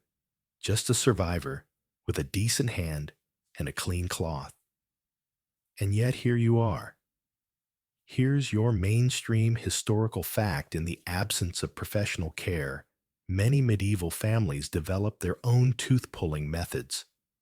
Sometimes the village blacksmith lent tools. Sometimes a parent simply used a clean cloth and a firm hand. Success rates varied. So did screams. The boy flinches. His fists clench. You brace. And with a short practice tug pop, it's out. Bloody, cracked, and deeply evil-looking. You hold it up like a prize, and he stares in stunned disbelief. Then he smiles, gap-toothed and victorious. You pack the socket with cloth soaked in warm wine and whisper something reassuring. Not a prayer exactly, just a promise you'll feel better soon. He nods, doesn't cry. After they leave you clean, the tools set them by the hearth and stare at the little dish where your own tooth used to sit. It's empty now. Replaced by a small carving, your daughter made a wooden tooth with a tiny smile. She's proud of you. Here's your fringe tidbit. In certain regions, it was customary to wear a wolf's tooth around the neck to prevent toothache. It was believed the wolf's power, its bite, its ferocity would transfer to the wearer. Some even believed the tooth had to be taken from a live wolf to work best. You think about carving something similar for the boy. You step outside. The stars are clear tonight, pinpricks of fire in the cold sky. You breathe in. No pain. No rot. Just the faint scent of sage from the herbs drying by the door. Here's the scholarly debate. Historians still argue whether folk remedies and symbolic charms actually comforted the sick or merely distracted them. But in a world without certainty, without anesthesia, antibiotics, or sterile rooms, hope itself was a kind of medicine. You've seen it now, over and over. The barber with his iron tools. The healer with her frog bones. The mother with her boiled cloth. The priest with his Latin prayers. You with your warm hands and your rabbit-paid service. Different tools. Same goal: survive the tooth. You look down at your hands, scarred, tired, but useful, and think maybe that's what healing really is. Not perfection. Not painlessness. Just one hand reaching out to help another. The first child was the beginning. After him, more came. Not in crowds. This wasn't some kind of medieval dental pilgrimage, but one by one. Quietly, discreetly, holding their jaws, or the hands of their mothers, or small pouches of herbs, hoping you could make the pain stop. You begin to notice a pattern It's always the back teeth that go first, molars especially, the ones that take the brunt of chewing the village's rock-hard bread and whatever dried peas haven't turned to stone. You start asking them what they eat. You get the same answer, everything I'm given, which is to say, whatever's left.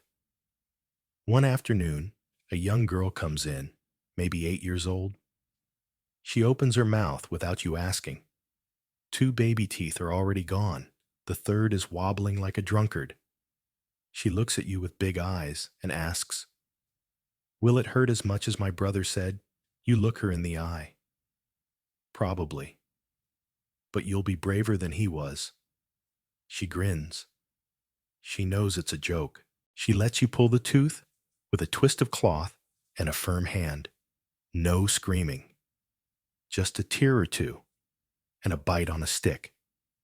Here's your mainstream historical fact in the Middle Ages. Children lost their baby teeth much as they do today, but with far less ceremony. There was no tooth fairy, no sparkling dollar coin under the pillow. Often the teeth were thrown into the fire, buried or fed to animals, depending on local customs. Many parents believed this prevented future pain or bad luck. You develop your own ritual. Every child who comes to you gets to toss their own tooth into the fire. You tell them the flames eat the pain and the smoke carries the ache away. It's not true, of course. But their eyes shine when the flames flicker and they leave with a little less fear. Your wife starts saving scraps of cloth for you. She makes a pouch just for your tools, your bent spoon, your wedges, your wine flask. She even embroiders a small tooth on the flap. One night, as you're cleaning the tools, she leans over and asks, "You ever going to charge for this?" You shake your head. "Not for the little ones." She nods, satisfied. Here's your fringe tidbit. In some medieval villages, children were warned not to speak ill of their fallen teeth, or else they might grow back. But in the wrong place, like the belly or the heart. Naturally, this led to many hasty burials and fire offerings. You start noticing how many of the village's children are missing teeth. Some grins are practically toothless. A few toddlers walk around with one enormous front tooth like a lone sentinel. But it's not just funny, it's telling. These kids are growing up in a time where pain is normal, where a toothache is just another part of life, like scraped knees or bad weather. But for some of them, you're the first person who shows up with a plan, a method, a kind word, a promise that it will hurt less tomorrow. Here's the scholarly debate. Historians still argue how much care was truly given to children in the medieval world. Some sources show a deeply affectionate society. Others suggest a more practical, sometimes indifferent approach. But the presence of rituals, charms, and even folk remedies tailored to kids suggests that even in a hard world, tenderness found its way through. You feel it when you place a cool cloth on a burning cheek, when a child sits on your lap shaking and walks away smiling, when a tooth lands in the fire with a soft crack and the room grows lighter. One day, you look at the drawing your daughter made, Papa Brave, and you realize it's surrounded now. Dozens of little teeth sketched around it in charcoal, each one representing a story, a victory, a scream survived. You don't remember telling her to draw them. She just knew. The pain never really leaves it, just changes shape, moves deeper, becomes part of you in small, invisible ways. Take today, for instance. You wake up to frost on the window ledge and a jaw that feels tight like you've been clenching it all night. You stretch it slowly, flexing your tongue along the familiar ridge of the empty socket. No blood, no swelling. But the memory is still there like a bruise that hasn't faded. And that's the thing about pain in the Middle Ages. There's rarely relief. There's only endurance, and sometimes distraction, which is how you find yourself outside the tavern that afternoon, watching a man on a makeshift stage do the unthinkable yank a tooth from a squirming peasant while a crowd cheers. The man's dressed in garish colors, his coat patched in red and gold. He's got a crooked hat, a crooked smile, and a box full of tools that look suspiciously familiar. He calls himself Master Baldric, the Mouth Mender. You know his type. These are the tooth pullers of the road, part performer, part opportunist, part miracle salesman. They travel from town to town promising quick fixes and faster pain-pulling teeth in front of gawking crowds for a few coins and a dash of glory. You wince as he twists a molar free and holds it up like a prize. The crowd gasps. The patient wobbles away, dazed and bleeding as a child collects coins in a tin bowl. Here's your mainstream historical fact.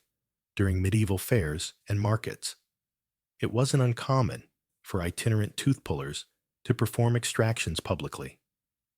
They combined spectacle with service yanking teeth quickly and dramatically, often with little regard for technique.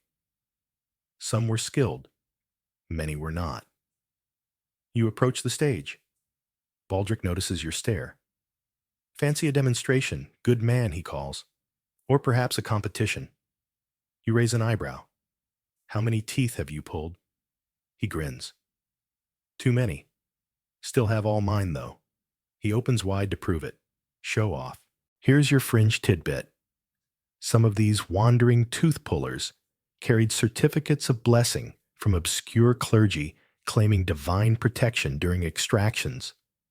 Others wore bone necklaces or rings carved with symbols meant to steady the hand.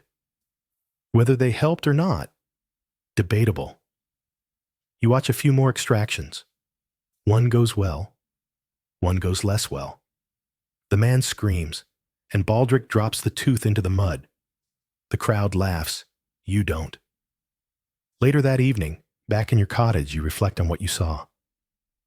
The shouting, the blood, the applause. Was he doing it for healing, you wonder aloud, or just for noise? Your wife pours wine. Both, she says. Healers and clowns earn their bread. You sip slowly, watching the firelight dance across the floorboards. Here's the scholarly debate. Historians still argue whether traveling tooth pullers were brave practitioners or dangerous charlatans. Some earned reputations as local heroes. Others vanished after botched procedures.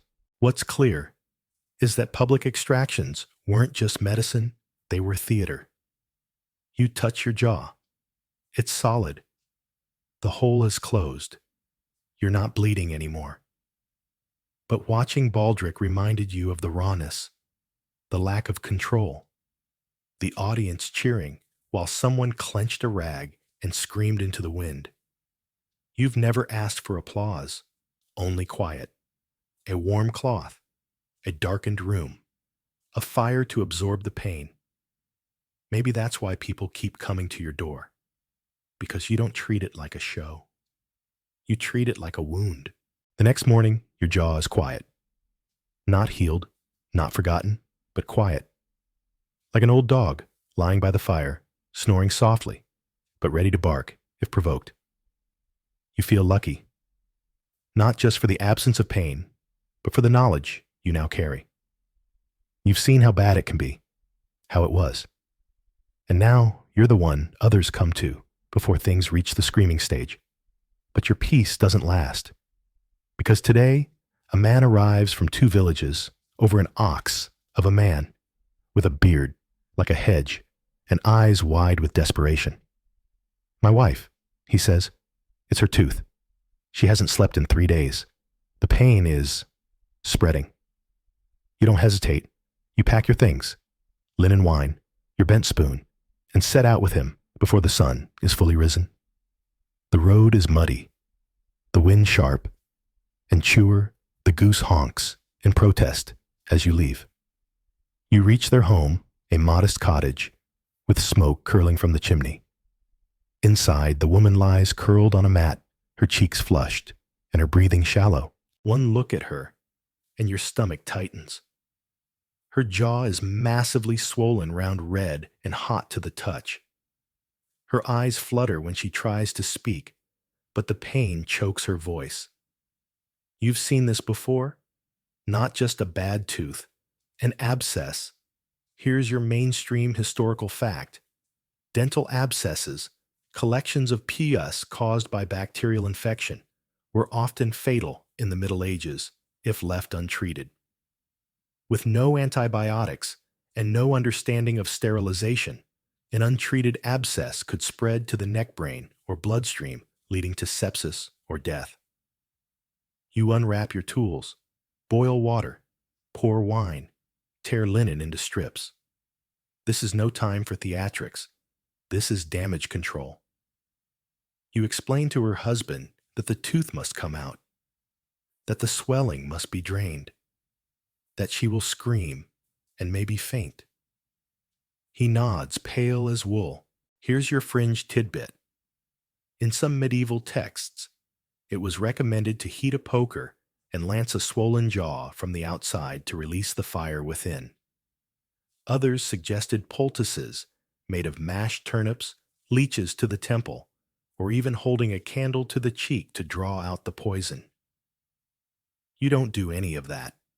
Instead, you sterilize your small knife in the fire, say a prayer under your breath, half to St. Apollonia, half to Luck, and make a quick incision near the gum line. The scream is short, but sharp. Then comes the pus. It's foul, yellow, thick reeking. It drains fast. You press clean cloth against it over and over until the swelling softens and her breathing steadies. You don't pull the tooth today. Too risky. You leave her with instructions: rinse with sage water, rest drink broth. You promise to return in 3 days. She squeezes your hand, weakly, but with gratitude. Here's the scholarly debate.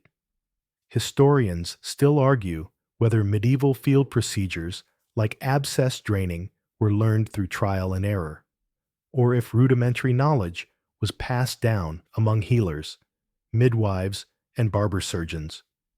What's certain is that without antibiotics, survival depended on immediate action and a good deal of luck. You walk home in silence. The sky has darkened, the wind picking up. Your boots squelch through mud. You feel every step in your knees. But your hands are steady. You've pulled teeth. You've packed wounds. Now you've drained an abscess and maybe saved a life. And yet no one will write a song about this. There's no triumph in this work, only relief, and sometimes mercy. You reach your cottage just as the fire's fading. Your wife meets you with hot water and a look that says, "Did she live?" You nod. You sit down, cradling your tools like old friends. And for a long time, you don't say anything at all. You sleep hard that night. No dreams, no midnight, jaw twinges, no whispers of phantom teeth. Just warmth, firelight, and the distant soothing honk of chewer settling in the straw. It's the kind of sleep you don't know you need until you wake from it and realize suddenly you feel whole again. But your rest is interrupted at dawn. There's a knock at the door, then another, then several, rapid and insistent. You rise groggily, open the door, and find 3 people standing outside. They're not from the village. Their clothes are richer, cleaner. One wears a leather satchel over his shoulder, and the woman beside him carries a thick bundle wrapped in cloth. The third man steps forward. "We were told you have a skill." You blink. "Pulling teeth, replacing them," he replies. You stare. "Come again." He unwraps the bundle. Inside, nestled in folds of soft linen, are several teeth. Human. clean. Some slightly yellowed, some pure white. One has gold wiring coiled around the root. Can you make these fit? He asks. Now this is new. Here's your mainstream historical fact. Dental prosthetics in the Middle Ages did exist, though rarely and almost exclusively for the wealthy. Early dentures were made from a combination of human teeth, animal bone ivory, and precious metals. The most disturbing part, some teeth were taken from the mouths of the dead or purchased from the desperately poor. You lift one of the teeth and turn it in your fingers. It's too clean, too pristine, not from any villager you know. You meet his gaze. Where did these come from? He doesn't answer. You hand them back. I'm not a craftsman, but you have steady hands, a gentle pull. That's what we were told. You nod slowly. For pulling, not placing. The woman steps forward. They're for my brother. He lost 3 in a fall. He can't eat. He can't smile. He won't even go outside. You sigh, and you think, jamming someone else's teeth into his mouth will solve that. They don't laugh. Here's your fringe tidbit. In parts of 15th century France and Italy, a dark black market developed for real human teeth. Some were taken from executed criminals. Others were stolen from graveyards, especially fresh ones. The term grave robber's grin was whispered in court circles to describe dentures made from the recently deceased. You ask them to leave the teeth. Let me study them, you say. Maybe there's a way. That night, you sit by the fire with your tools a candle, and the strange teeth laid out before you like bones waiting for a story. You try to imagine them in someone's mouth, pressed into sore gums, wired to what remains, a foreign invasion in the softest part of the face. Could it work? Maybe. Would it feel right? You doubt it. Here's the scholarly debate. Historians still argue whether medieval dental implants were intended for function aesthetics or symbolism. Were they meant to help nobles eat, or just preserve appearances at court? Some evidence suggests the upper class endured painful, barely functional prosthetics simply to avoid the shame of a gappy smile. You hold one of the gold-wired molars up to the firelight. It catches the glow and gleams. Useless. Beautiful. Strange. You remember your own tooth. Misshapen, cracked, bloody, yours. You place the foreign tooth back in the cloth and wrap it tight. You may try to help this man, but you'll never put a stranger's tooth in your own mouth. That's a line you think. Even in a world with tooth worms and frog bone smoke, some lines don't need pliers to be drawn. By now, your cottage has taken on the feel of a strange little infirmary. The fire burns almost constantly, drying herbs and boiling cloth. The tools are cleaned more often than your own boots. And there's always someone knocking. But today's visitor doesn't have a swollen jaw or a shaking child. Instead, he brings something else entirely. A bottle. Dark glass sealed with wax and labeled in a language you don't recognize. He sets it on your table with reverence, as if it's a sacred relic. Drink, he says. Before pain. No scream. You raise an eyebrow. You want me to drink it? He shakes his head, chuckling. No. Future patient. You test. You tell me if... Peaceful. Right. You sniff it. It smells sharp, floral, and oddly sweet. Beneath that, a medicinal sting, like ground bark steeped too long. You take the tiniest sip. Your tongue tingles, then your throat. Then, your head starts to feel very, very light. You sit down quickly. The fire seems to slow. The shadows stretch, and your arms, once heavy with chores and tools, now float just slightly, and you start to laugh. Quietly, muzzily, like a child drifting off during a long sermon. You blink, and 10 minutes have passed, You look at the man. What is this? He grins. Dream root. And poppy. And maybe something else. Of course. Here's your mainstream historical fact. While anesthesia, as we know it, didn't exist in the Middle Ages, there were several known sedatives and pain-relieving concoctions. These included opium poppies, mandrake root henbane, and even hemlock in very small doses. Used properly, they dulled the senses. Used poorly, they dulled them permanently. You place the bottle carefully on the shelf, far away from the fire, and even farther from Chewer, who has a habit of pecking at shiny things. You wonder, should you use it? Here's your fringe tidbit. In some monastic apothecaries, there existed a recipe called the sleeping draught of St. Severin made from vinegar, wild lettuce, and the sap of the white poppy. It was said to bring a dreamless hour when applied under the tongue. Its effectiveness, questionable. Its danger, considerable. You remember the little girl who didn't cry. The old man who screamed so loudly you nearly dropped the tooth. You think of your own ordeal, gripping the chair, tasting cloth, and terror. Would it have helped, maybe? Would you trust it?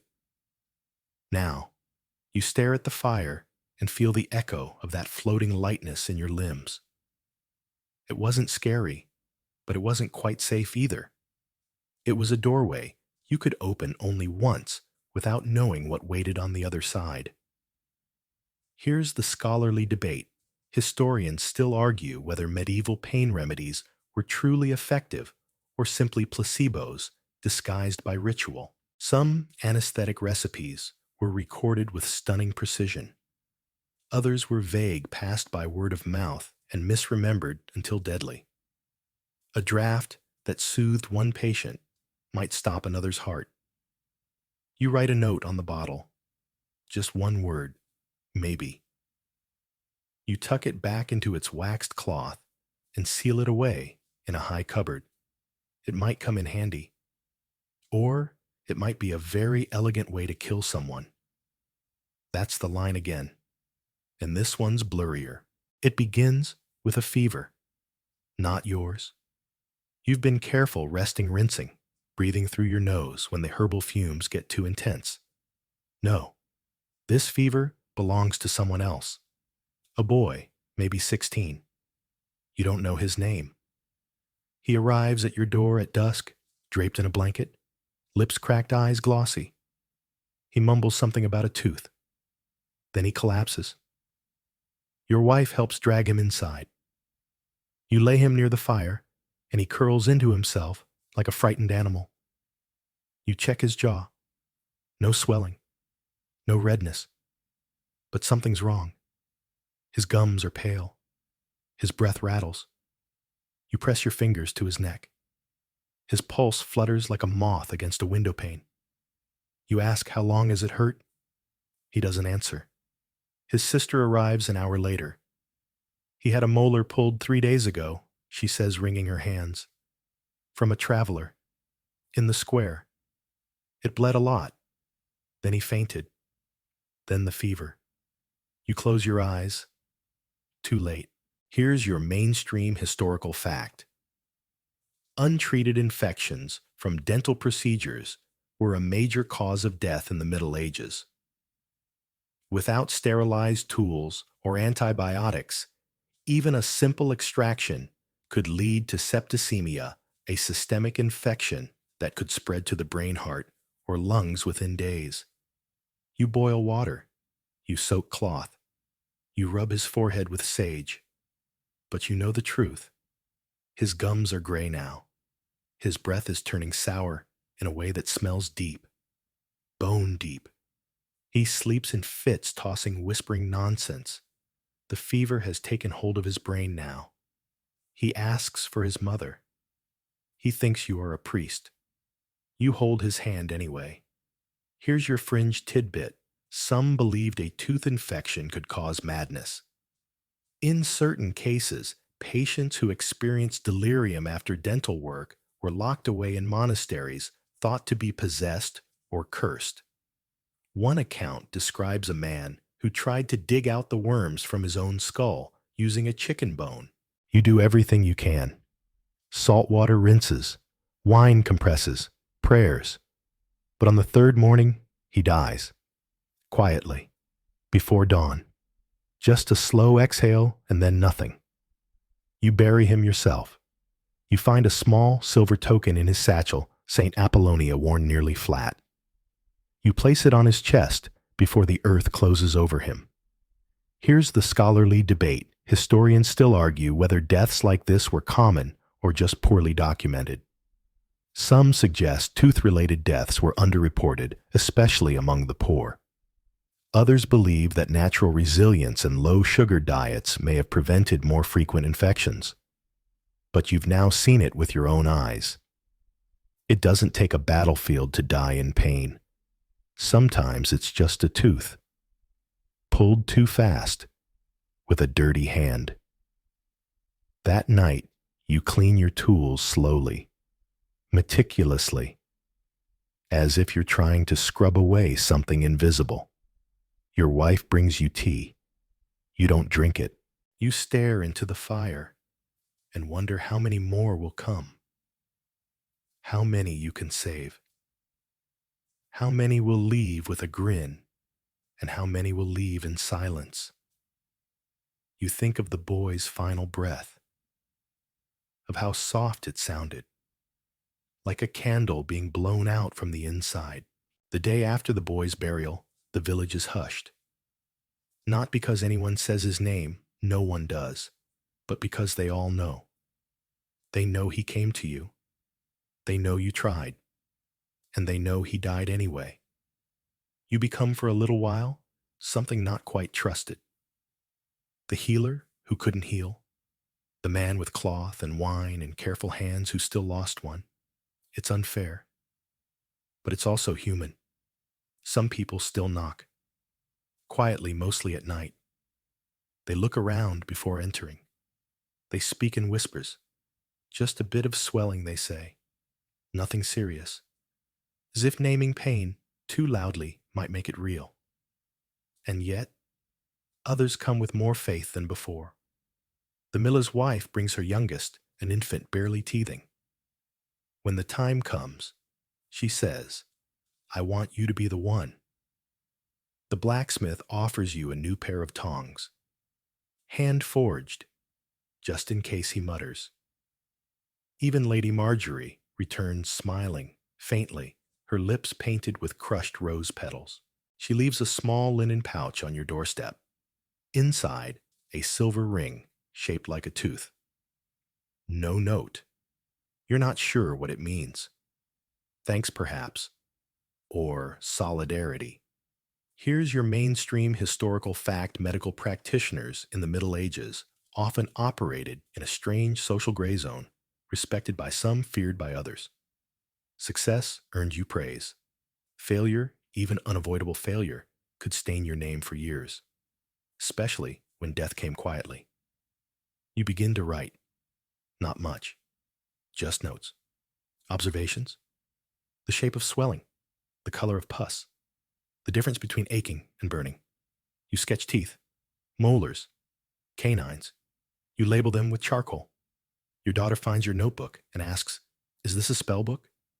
You laugh. Sort of. And here's your fringe tidbit.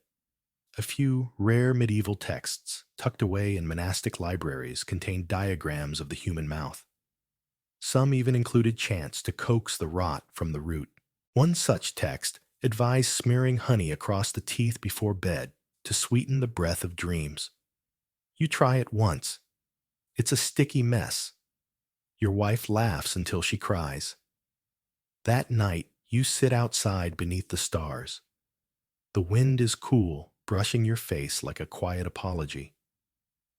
You watch your breath, cloud in the air, and think not of the boy you lost, but of the dozens you didn't. You think of the old man who sang after you pulled his incisor, of the girl who skipped home clutching her bloody tooth like a treasure, of the neighbor who hasn't complained of jaw pain in months. And then you think of your tooth, the first, the one that started it all. You buried it, yes, but sometimes you feel it still like a phantom somewhere beneath the gum, pulsing just slightly when the wind shifts. Here's the scholarly debate. Historians still argue whether the psychological effects of pain were acknowledged in medieval healing. Some believe emotion had no place in treatment, only humors and rituals. Others find evidence of empathy, grief, and quiet reflection, not always recorded, but always felt. You stare into the sky. You wonder if the boy's sister will come back, if she'll ask why, if you'll have an answer. Maybe you won't, but maybe you'll say this: he was already burning when he arrived. Sometimes pain is faster than your hands. Winter comes. Not a bitter storybook blizzard, but a creeping cold that slips through the cracks of your cottage, curls around your ankles, and turns your breath to fog even indoors. The kind of cold that makes old injuries whisper again, that tightens your jaw even when you sleep. You stoke the fire, wrap yourself in wool, and wait. The teeth don't stop. Even in winter, pain finds a way. A cracked molar here, an aching jaw there, a child who bit into frozen bread and cried for hours. They still come.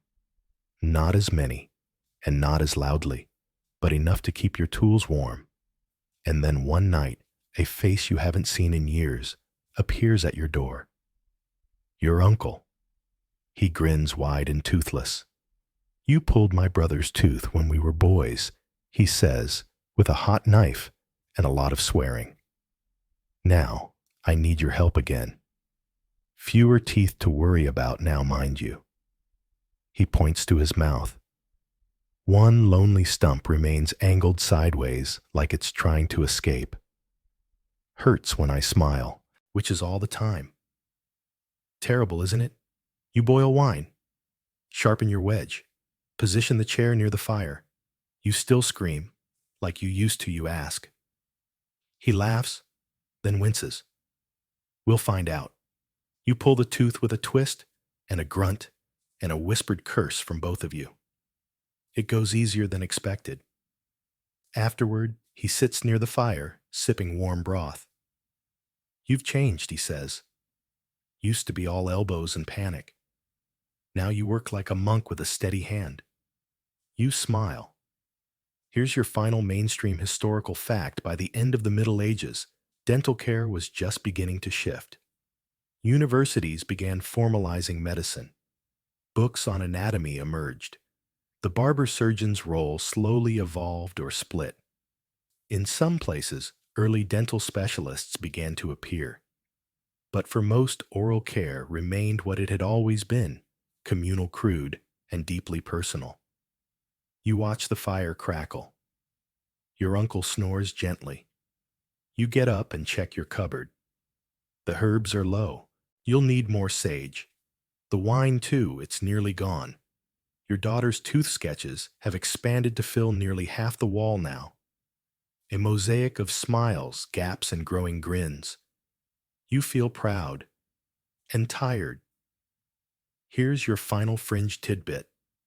Some believed that when a person died, the soul escaped through the mouth, and that a healthy set of teeth made for a cleaner exit. It wasn't science. It was fear dressed as comfort. But even fear has its uses. And here's the last scholarly debate. Historians still argue what motivated healers like you. Was it faith, curiosity, guilt, a need for control in a world where most things couldn't be fixed? Maybe all of it. Maybe none. Maybe just the knowledge that you could help even when no one else could. Your wife joins you at the fire. Chewer the goose waddles over nestles at your feet. The cottage is quiet, peaceful. You close your eyes and remember your own pain. The grip of the chair, the taste of blood, the fear, and then the relief. You think this is what you offer now. Not miracles, not perfection, just relief. And maybe that's enough. The fire burns low now. Your hands rest in your lap still. The tools are clean. The room is warm. Outside, snow begins to fall light, steady soft against the window. You hear it before you see it. A hush. A blanket spreading across rooftops and fields, tucking everything in for the night. Your breath slows. You remember the first time you felt that ache deep in your jaw, like thunder trapped beneath your teeth. It seemed endless then, but everything ends. Even pain. Even winter. Somewhere in the village, a child is sleeping with a new gap in her smile. A man rolls over without waking for the first time in days. A woman breathes through her nose again, softly at peace. You've left something behind in all of them. Not a cure, not perfection, just a little less fear. The fire pops once more, then settles. So do you. Now rest. Let the ache fade. Let the cold stay outside. Let your jaw unclench. You're safe. You did good. And tomorrow, the world will keep turning. But tonight the pain is gone, and you are still here. Why it sucked to be a woman in medieval Europe. We're diving into a world where just being born with the wrong set of chromosomes meant your life was pretty much decided before you even opened your eyes. Imagine it's dark, damp, and you're wailing like any newborn would. But there's no celebration, no proud father parading through the village. Instead, there's a quiet sigh, maybe a shake of the midwife's head, and your mother trying to hide her disappointment. Because you, dear listener, are a baby girl in medieval Europe. And, well, you probably won't survive this. So before you get comfortable, take a moment to like the video and subscribe, but only if you genuinely enjoy what I do here. And let me know in the comments, where are you watching from, and what time is it over there? Now dim the lights, maybe turn on a fan for that soft background hum, and let's ease into tonight's journey together. You're born into a world of dim candlelight and colder expectations. The cloth they wrap you in is rougher than what your brother would have had. No one writes your name in the family records with much excitement. Your father is already thinking of how many meals you'll eat before you become someone else's problem. See, in this era, being born a girl isn't just inconvenient, it's a liability. Daughters can't inherit land, can't fight wars, can't carry the family name forward. Instead, they cost money, dowries, wedding feasts, sometimes bribes to convents if you're unmarriageable. Even your very existence is steeped in economics. Your mother feeds you, dresses you, and holds you close, but even she knows the odds. You're less likely to receive good food during famine years, less likely to be taken to a physician if you fall ill, and far more likely to be handed off like livestock by your 12th birthday. Here's your mainstream historical fact. In much of medieval Europe, daughters were not entitled to inherit property unless there were no male heirs. Even then, legal loopholes often snatched land back through forced marriages or church seizures.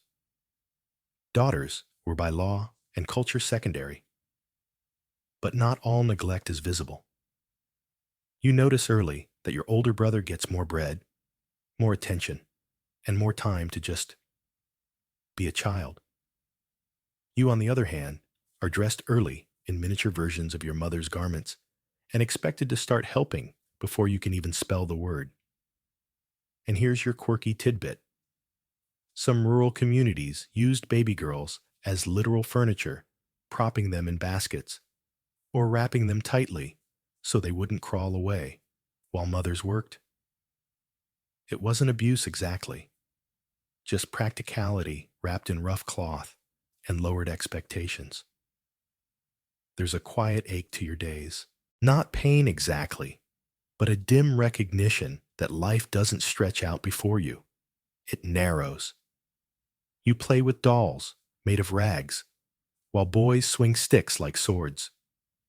You copy your mother, churning butter or folding linen, while your brothers are taught to read psalms aloud if your family even owns a Bible.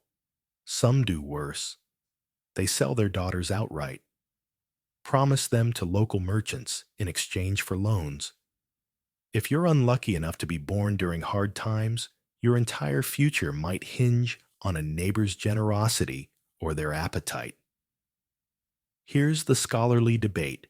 Historians still argue whether medieval families loved their daughters less or simply treated them according to survival-based logic. Some scholars point to tenderness in letters and wills. Others highlight death records where girl children vanish quietly unnamed.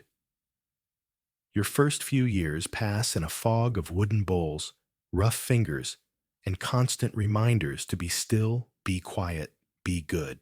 You are a lesson in obedience before you're old enough to know what rebellion means. Your name might be Mary, or Agnes, or some saint's name passed down like a tattered apron. No one expects greatness from you, but everyone expects labor. And so you toddle forward into a world already decided for you, your path set by a quiet sigh on the day you were born. You're 5 now, maybe 6, old enough to carry water, but not yet old enough to question why boys your age are never asked to. Your day starts before sunrise. The fire needs stoking, the goats need herding, and your little brother 3 and Sticky is already chasing chickens around the yard. No one scolds him. But if you sit too long, you hear it. Get up, girl. The flour won't grind itself. You know your place. It's wherever there's work. Your fingers already have tiny calluses from turning the spindle. You've helped your mother clean fish sew, seams, pluck feathers, and once you held a candle while she delivered a neighbor's baby.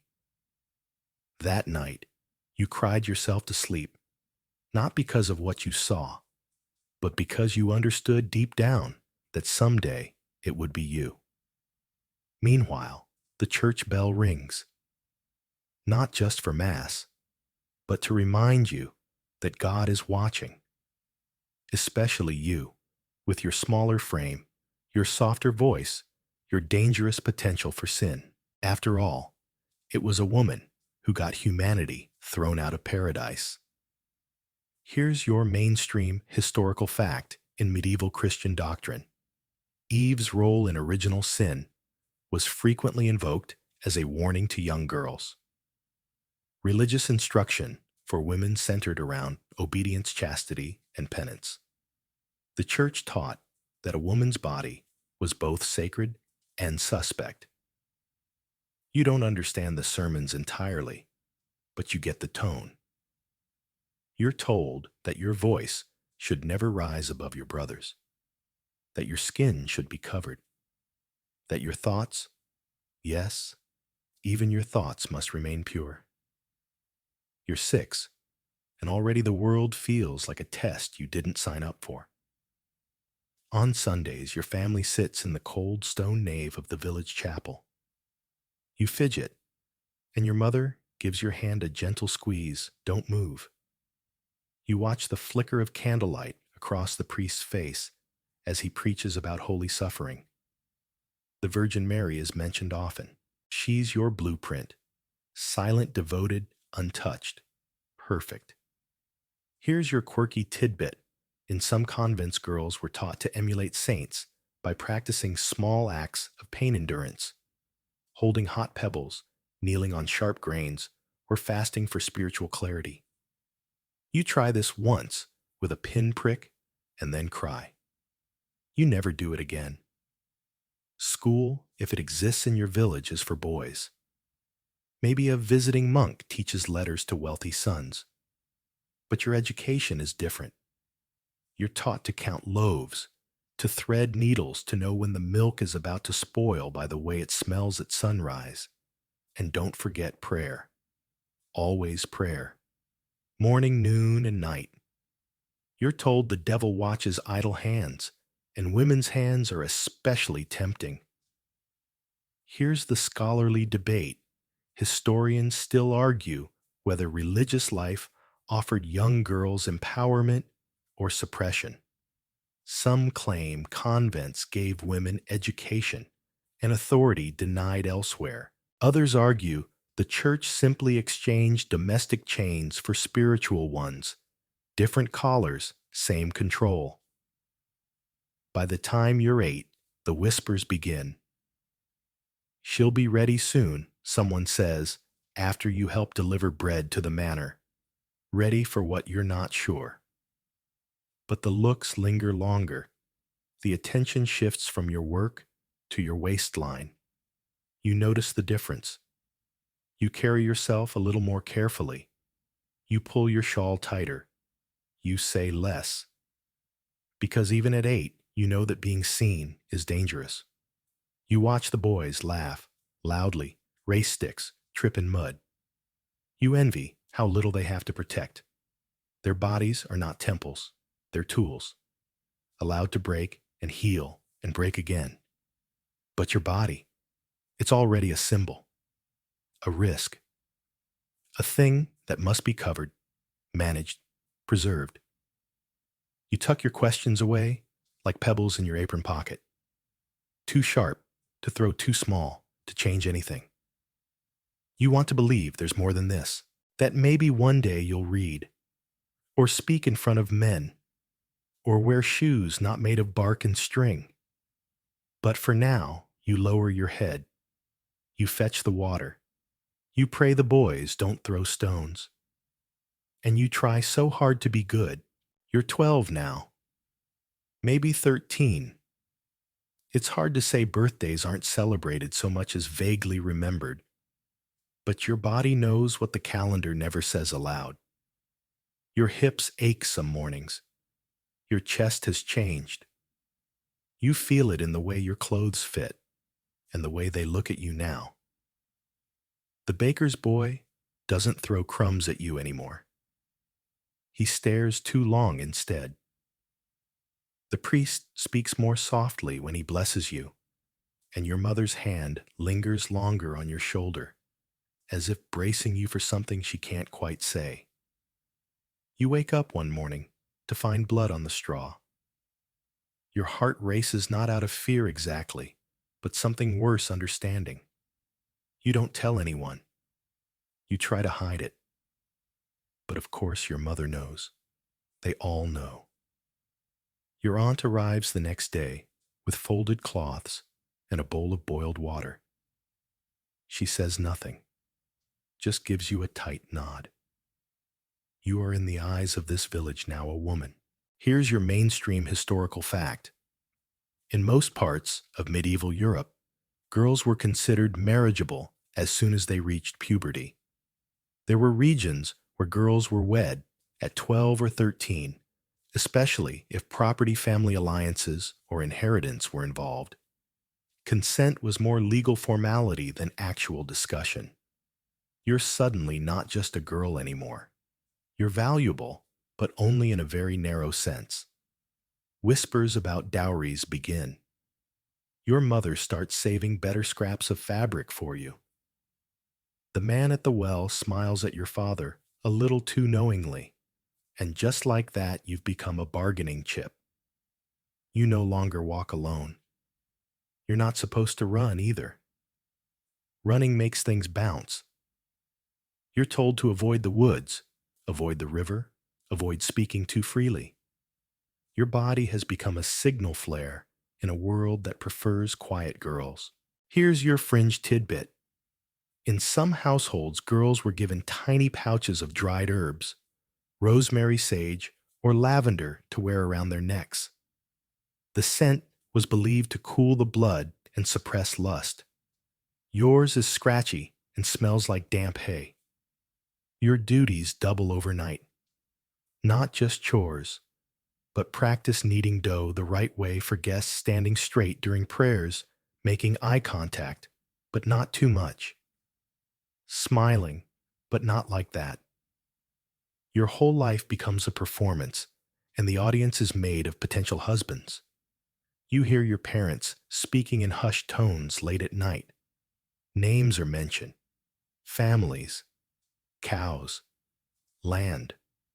One day, your mother asks you to wear your hair up, not because it's in the way, but because loose hair sends messages. You didn't know your hair could talk. Here's the scholarly debate. Historians still argue whether medieval girls had any say in early betrothals. Some records show girls protesting or fleeing arranged matches. Others reveal carefully orchestrated unions where family pressure left no real room for refusal. Love was a luxury function was the point.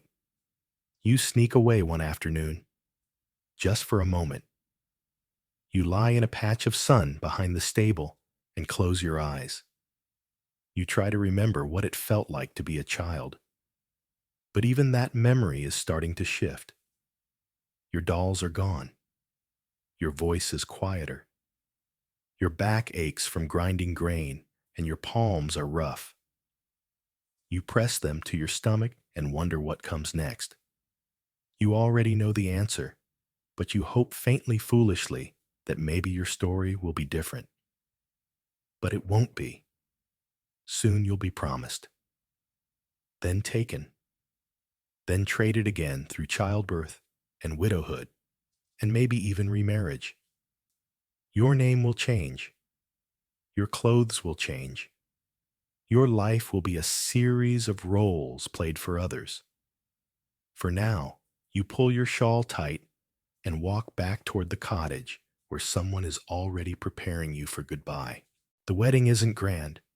Few are. There's a priest, a stale loaf of bread, and a ribbon tied loosely around your wrist to symbolize your new bond. You're 15. He's 33. He doesn't smile, but your father does. There were sheep involved in the agreement. And 2 barrels of rye. Your mother gives you a bundle wrapped in faded cloth, her old comb, a bone needle, and 1 pair of wool stockings. For comfort, she says not meeting your eyes. You don't cry. You're not sure if you're supposed to. You smile mechanically as you're told to kneel to nod, to say yes.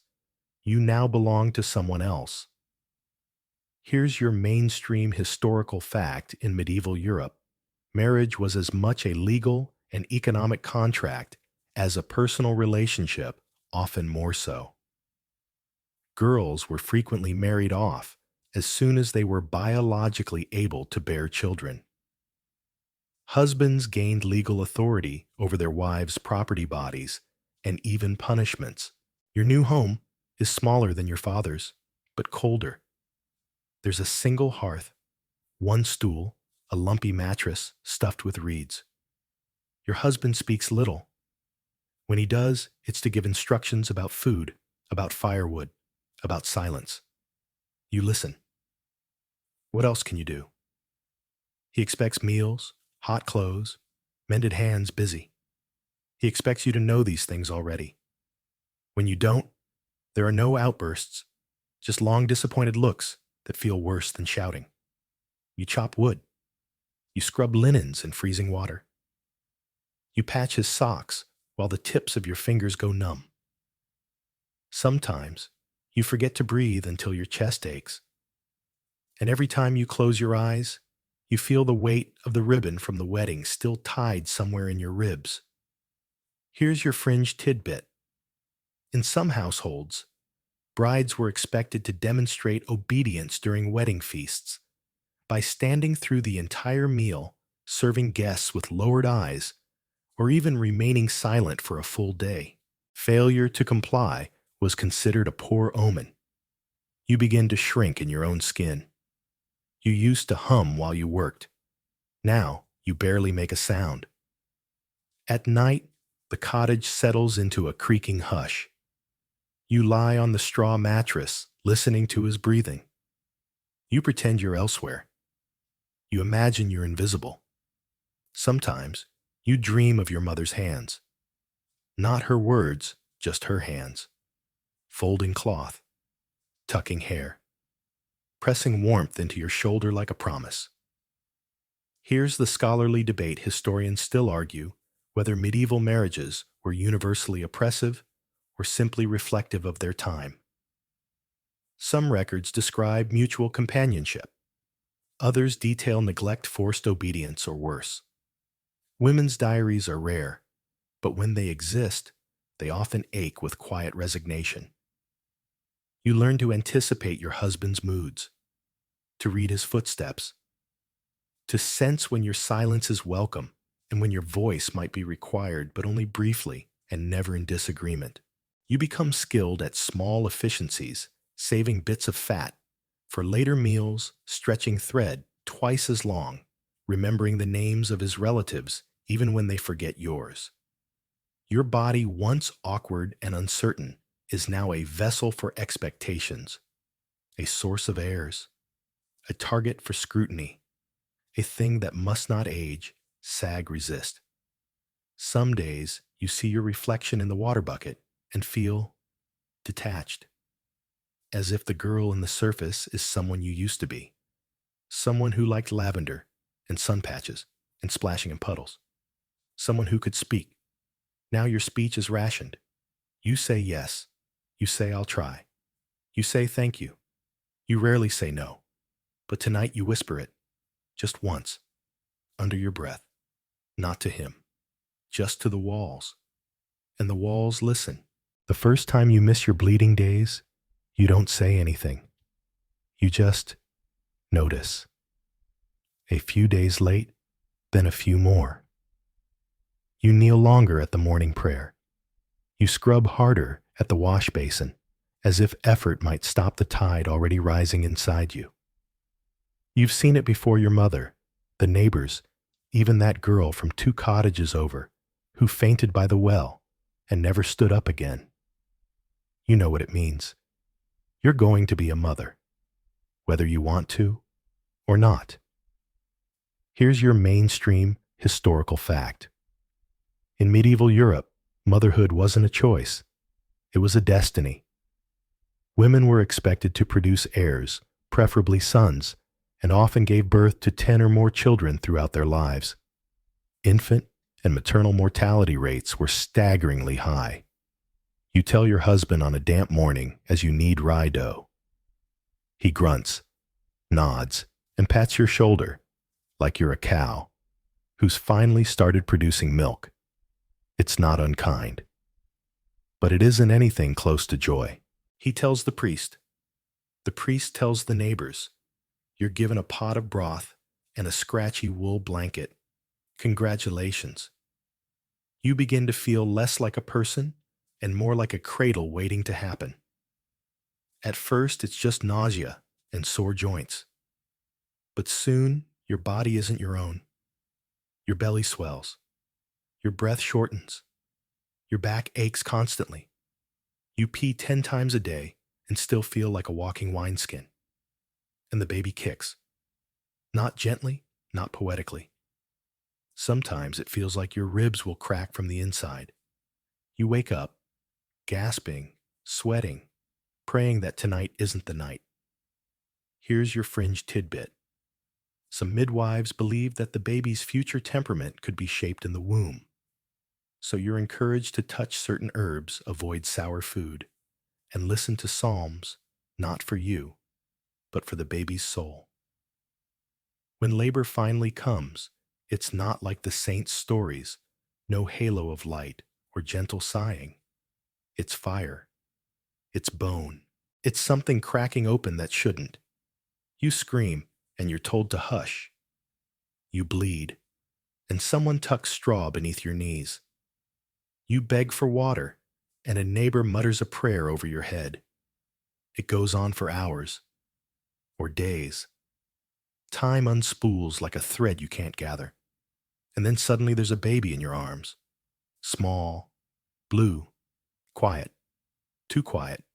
You shake. You look up. The midwife avoids your eyes.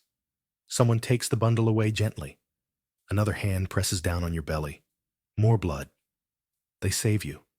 This time, You lie there hollow, not just in body, but in spirit. You had a baby. You lost a baby. You're not sure which part hurts more. Here's the scholarly debate. Historians still argue how much emotional support was offered to women after miscarriage or infant loss. Some accounts suggest mourning rituals. Others reflect a cultural push to move on quickly and try again. Either way, grief often took place in silence. You recover slowly. Your breasts ache with milk that goes unused. Your stomach sags. Your skin feels like parchment stretched too thin. People come by with kind words and barley cakes. You nod. You thank them. You stare out the window and wonder if the birds are still singing, or if that's just your memory playing tricks. You become a mother, even without a child. And sooner than later, you'll try again.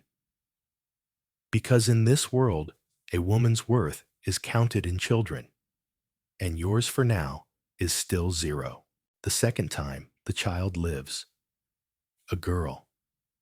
Tiny red-faced wailing, like the wind caught in the church bell tower. You name her after your mother, because that feels like a safe choice, familiar, humble, and not too hopeful. You press her to your chest and whisper promises you know you can't guarantee. You will feed her. You will protect her. You will teach her how to survive. You just don't know if that will be enough. Your husband is pleased, quietly. He nods again. She's strong, he says, almost surprised, as if that wasn't expected. But a daughter isn't a son. And you feel that difference like a draft that never fully leaves the room. Here's your mainstream historical fact. In medieval households, daughters were expected to contribute to domestic work from a very young age. They were not considered heirs or protectors of lineage, and their survival often depended more on maternal care than paternal pride. You carry her everywhere, tied in a faded cloth against your hip, while you churn butter chop onions, sweep floors. Your body is tired in new strange ways. Your knees wobble, your wrists ache, your back bends more than it used to. But she's alive, and that feels like a kind of miracle. Until the fever. It comes suddenly in the middle of the night. One moment she's curled beside you like a warm loaf. The next her skin is too hot to touch, and she won't take milk. You try everything. Cool cloths, whispered prayers, that bitter herb the midwife said might help. Your husband fetches the priest, who sprinkles holy water over her swollen eyelids. She survives. Barely. But she survives. And then the cycle repeats. Another child. Then another. One boy. 2 more girls. All fragile, all noisy, all precious in a world that does not treat precious things kindly. You work harder now than you ever did as a child. Because back then, at least your labor ended with sunset. Now your work begins again, after dark, feeding, soothing, stitching, praying. Here's your fringe tidbit. In some regions, women were expected to offer public thanks to the saints after each surviving birth by crawling on hands and knees to the altar, regardless of their recovery status. You do it once, knees raw, against cold stone. No one offers to help you back up. Your husband still doesn't say much, but he expects more. More food. More clothes. More children eventually. You are no longer a wife, really. You are a hearth that never goes cold. A pair of hands that never stops moving. A womb that must never close its doors for too long. You begin to lose track of time. Days blur into laundry and bread. Years vanish behind swaddling cloth and the cries of teething mouths. Your hips throb. Your teeth hurt.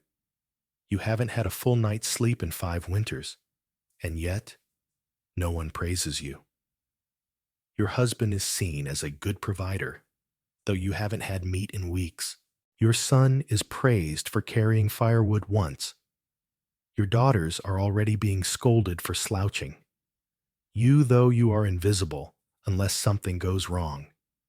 Here's the scholarly debate. Historians still argue whether medieval women found meaning and fulfillment in motherhood or merely endured it.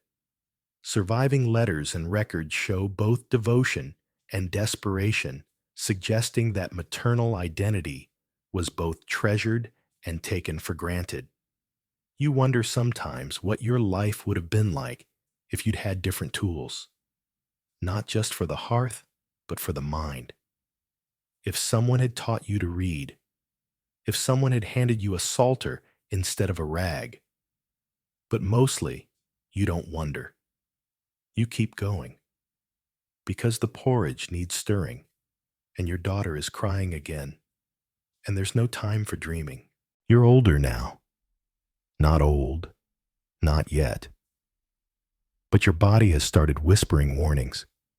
Your knees protest the cold harder than before. Your fingers don't stitch quite as fast. There's silver at your temples, though no one says it out loud. Your daughters are nearly grown. Your youngest still clings to your skirt, but your eldest is taller than you. And you find yourself pulling her shawl tighter in the same nervous way your mother once did to you. And now you see how it all circles back. She's bleeding. You know it before she tells you. Her hands shake when she gives you her linen cloth to wash. You say nothing at first, just nod. Just press her hand gently. Then you boil water. You whisper the same instructions your aunt whispered. You give her the same sage, the same prayers, the same tight, quiet nod. You want to scream. You want to lock the doors, build a wall, keep the men out, keep time out. But you can't.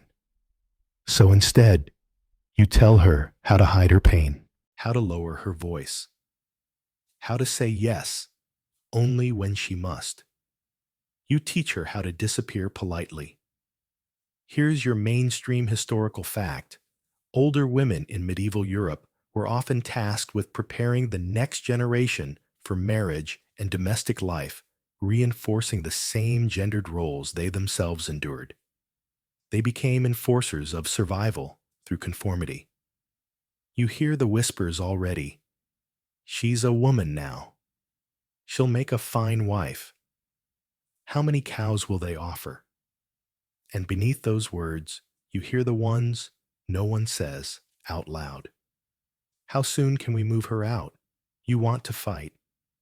But you also remember how tired your own mother looked the day you left, how helpless she seemed, and how you swore, silently, to do better, knowing you wouldn't be able to. Because doing better here isn't an option. It's a fantasy. Here's your fringe tidbit. Some midwives and wise women in isolated villages attempted to teach natural remedies that acted as early contraception, certain herbs, certain teas.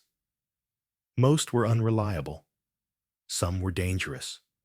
All were punishable if discovered. You consider teaching your daughter. You wonder if she could keep the secret. You wonder if you could.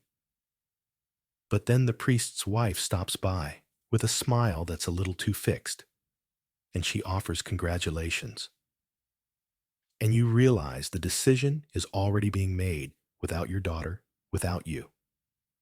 And so you watch. You watch as your daughter's name is passed from mouth to mouth like a rumor. You watch as men begin bringing small gifts, cheese-dried apples, a new comb. You watch your husband sit with them and drink while they speak in low tones. Your daughter brings you herbs the next morning. You're proud of her for noticing your knees, and you want to tell her everything. Instead, you say, "Don't trust flattery." Then after a pause, "Keep your hair tied up when strangers are here." She nods, but doesn't understand yet. Here's the scholarly debate. Historians still argue whether older women in medieval villages held informal power as keepers of knowledge, or whether their influence was eroded by church authority and fear. Some became respected elders. Others were branded witches. You start to notice how people look at you now, not as a mother, not even as a woman, but as something else. A little too quiet, a little too alone. One evening, a villager says, half jokingly, "Careful what you say around her, she knows the old ways."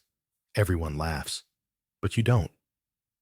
You remember stories of women burned, not for curses, but for being inconvenient, for knowing too much, for outliving usefulness.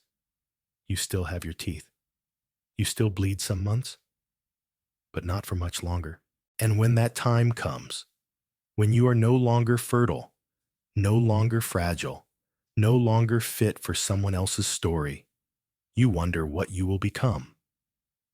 A widow, a wise woman, or just forgotten. There are two kinds of women left now: those still being watched, and those who've been forgotten. You've crossed into the second group. Your husband died last winter fever, sudden and cruel. The priest said it was God's will. The healer said it was his lungs. You said nothing, and no one asked what you thought. You buried him with the others beneath frost and stone, and walked home alone, carrying the candle meant to guide his soul. No one really checked on you after that. You're not surprised. Here's your mainstream historical fact: medieval widows often occupied a strange space in society. Some gained a small measure of autonomy, allowed to manage their late husband's estates or remarry freely. Others became targets of suspicion, harassment, or even accusations of witchcraft. You're not poor, but you're not safe either. You still have your hands, your wits, your modest cottage, but without a man to speak for you. You're increasingly visible in the wrong ways. People ask fewer questions when things go missing, when the well goes dry, when a cow births a dead calf. They glance your way, not openly accusing, but with just enough quiet to let the doubt grow teeth. And so you keep to yourself. You tend your herbs. You visit the graves. You whisper to the wind. Not spells, just memories. Sometimes the children still visit.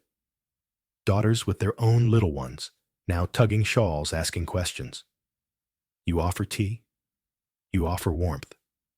You watch them leave their skirts catching on brambles, their eyes already full of tired. They're you, just younger. And now you're what you always feared, the woman alone. Here's your fringe tidbit. In some regions, older women were believed to hold magical powers simply by outliving their usefulness to men. The word witch often replaced widow. Sometimes it only took a neighbor's cough or a bad harvest to spark a fire. You walk with care now. Speak softly. Never offer advice unless asked, then only once. You no longer accept food from neighbors, no matter how kindly offered. One day, the priest gives a sermon on sin and decay. His eyes pause too long on you. You feel the temperature in the church drop by degrees. That evening, you gather your few valuables, your mother's comb, your bundle of herbs, the Saint Apollonia charm your granddaughter left behind. You pack them in linen and leave them beneath your bed, just in case. But even here, even now, not all is lost. Here's the scholarly debate. Historians still argue whether women found empowerment in faith and folklore through convent life pilgrimage or legends of saints who defied men and miracles alike. Some evidence suggests widows formed quiet networks of mutual care, sharing food space and whispered truth.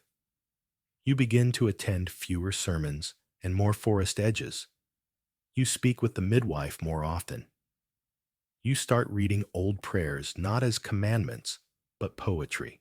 You teach your granddaughter how to make clove paste for toothache, how to boil nettle for strength. how to braid hair in a way that says, I am not afraid. She smiles at you, not with pity, not with fear, but with something close to understanding. That night, you sit by your fire comb in hand and remember the girl you were, the one who carried buckets, who bled early, who whispered no to the walls and prayed they were listening. You survived her. And maybe, just maybe, that means you were always more than they allowed you to be. The fire is low now. Your hands rest in your lap soft, from age strong, from everything they've endured. The room is quiet save for the pop of embers and the faint hum of wind pressing gently against the walls. You breathe slowly. The night presses in like a warm blanket, not heavy just enough to remind you that the world is quieted, that the hard part is behind you, that the pain has had its say, and now at last it's your turn to rest. You think of the daughters you raised, the herbs you grew, the words you whispered when no one else dared. You think of the girl with dirty feet and calloused fingers, and how far she carried you, and how she never really left. Outside, snow begins to fall, softly, not with fury, but with grace, covering rooftops and regrets, erasing footprints, reminding the earth that everything, even hardship, can be softened. You're not a saint, not a witch, not a martyr, just a woman who kept going. And tonight, you don't have to explain that to anyone. So close your eyes. Let your breath slow. Let the warmth soak into your bones. Let the stories hush for now. Because the night is gentle, and you are safe, and sleep finally can come.